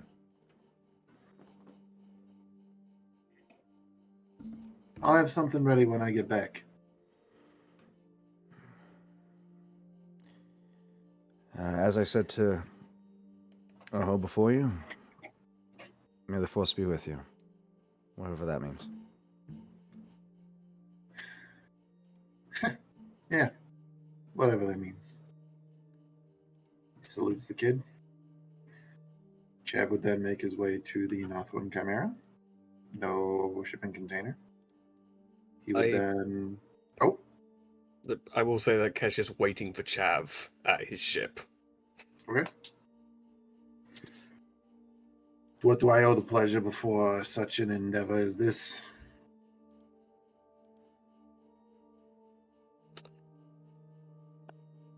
Don't try to hog all the glory. And prove me wrong. If you're the best pilot in the galaxy, I still don't believe you. So prove me wrong.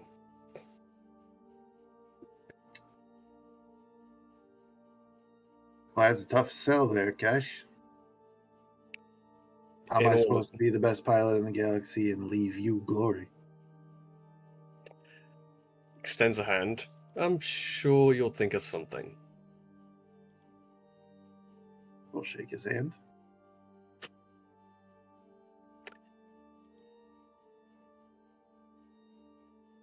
When you get that look, and to be honest, the first time all of you found me, I thought all of you were just a little bit too nosy.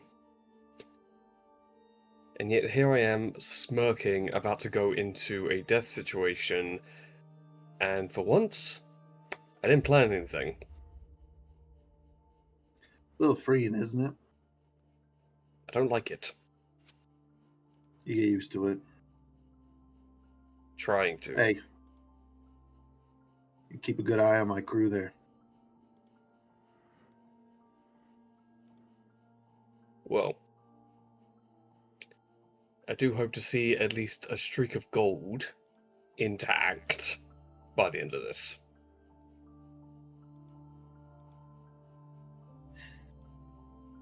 Maybe just for you. And here I thought you were a good liar.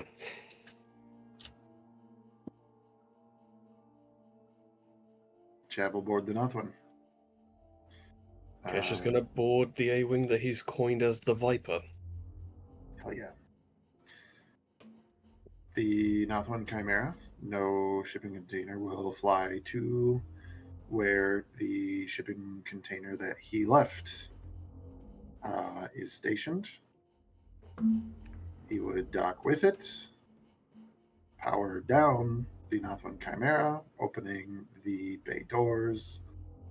As he gets into the Northwind Lancer, and its new paint job, the new paint job on his ISB naval flight suit, he directs the Northwind Lancer with R7's help to Northwind.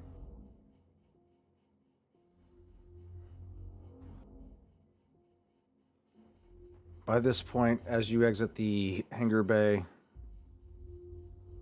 you take into account the magnitude of the forces that have been now made available to your guys'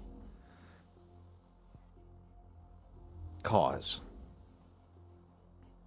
the Winds of Justice, magnificent in its own right, accompanied by a fleet of CR-90, not CR-90s, Hammerhead Corvette ships, and a couple CR-90s Corvettes.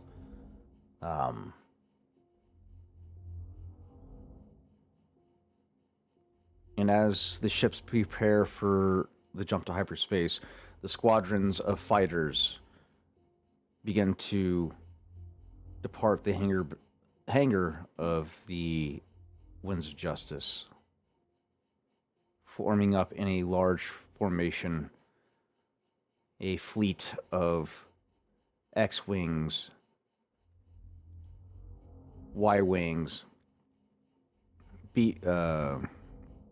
a few Republic Z-95 headhunters, one U-Wing troop transport, one A-Wing light interceptor, a fleet of B-Wing heavy fast attack starfighters, one Nubian N-1 starfighter, a fleet of X-Wing starfighters T-65B, and one experimental starfighter.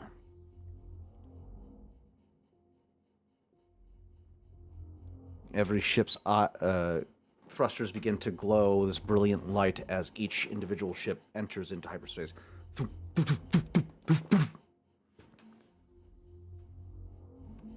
A quick jump across the sector, taking only an hour before you emerge out the other side.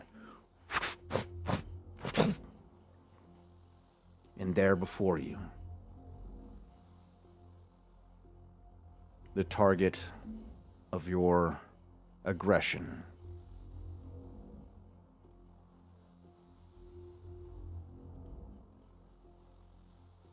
The Empire's recompense. Admiral Tazen's flagship.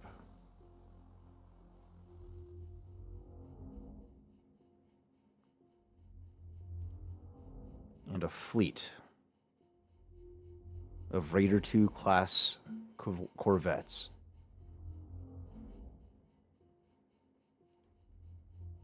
And 4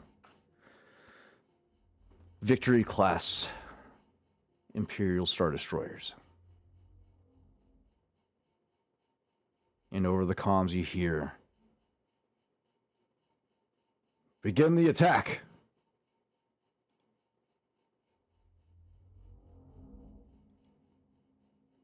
And that is where we'll end today's session.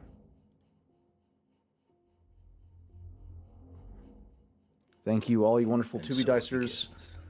for joining us on today's episode of Star Wars Edge of the Empire. Tune in next week for the finale of this season as the crew embarks on their last encounter of the campaign for this season. More to come, if there's a call for it. So get in the comments. Leave a comment, S in the chat, whatever you gotta do. Show us that you want a season 2, and we'll deliver it to you. We are 2B Dice Adventures. We love you, and we'll see you next week. Have a good night.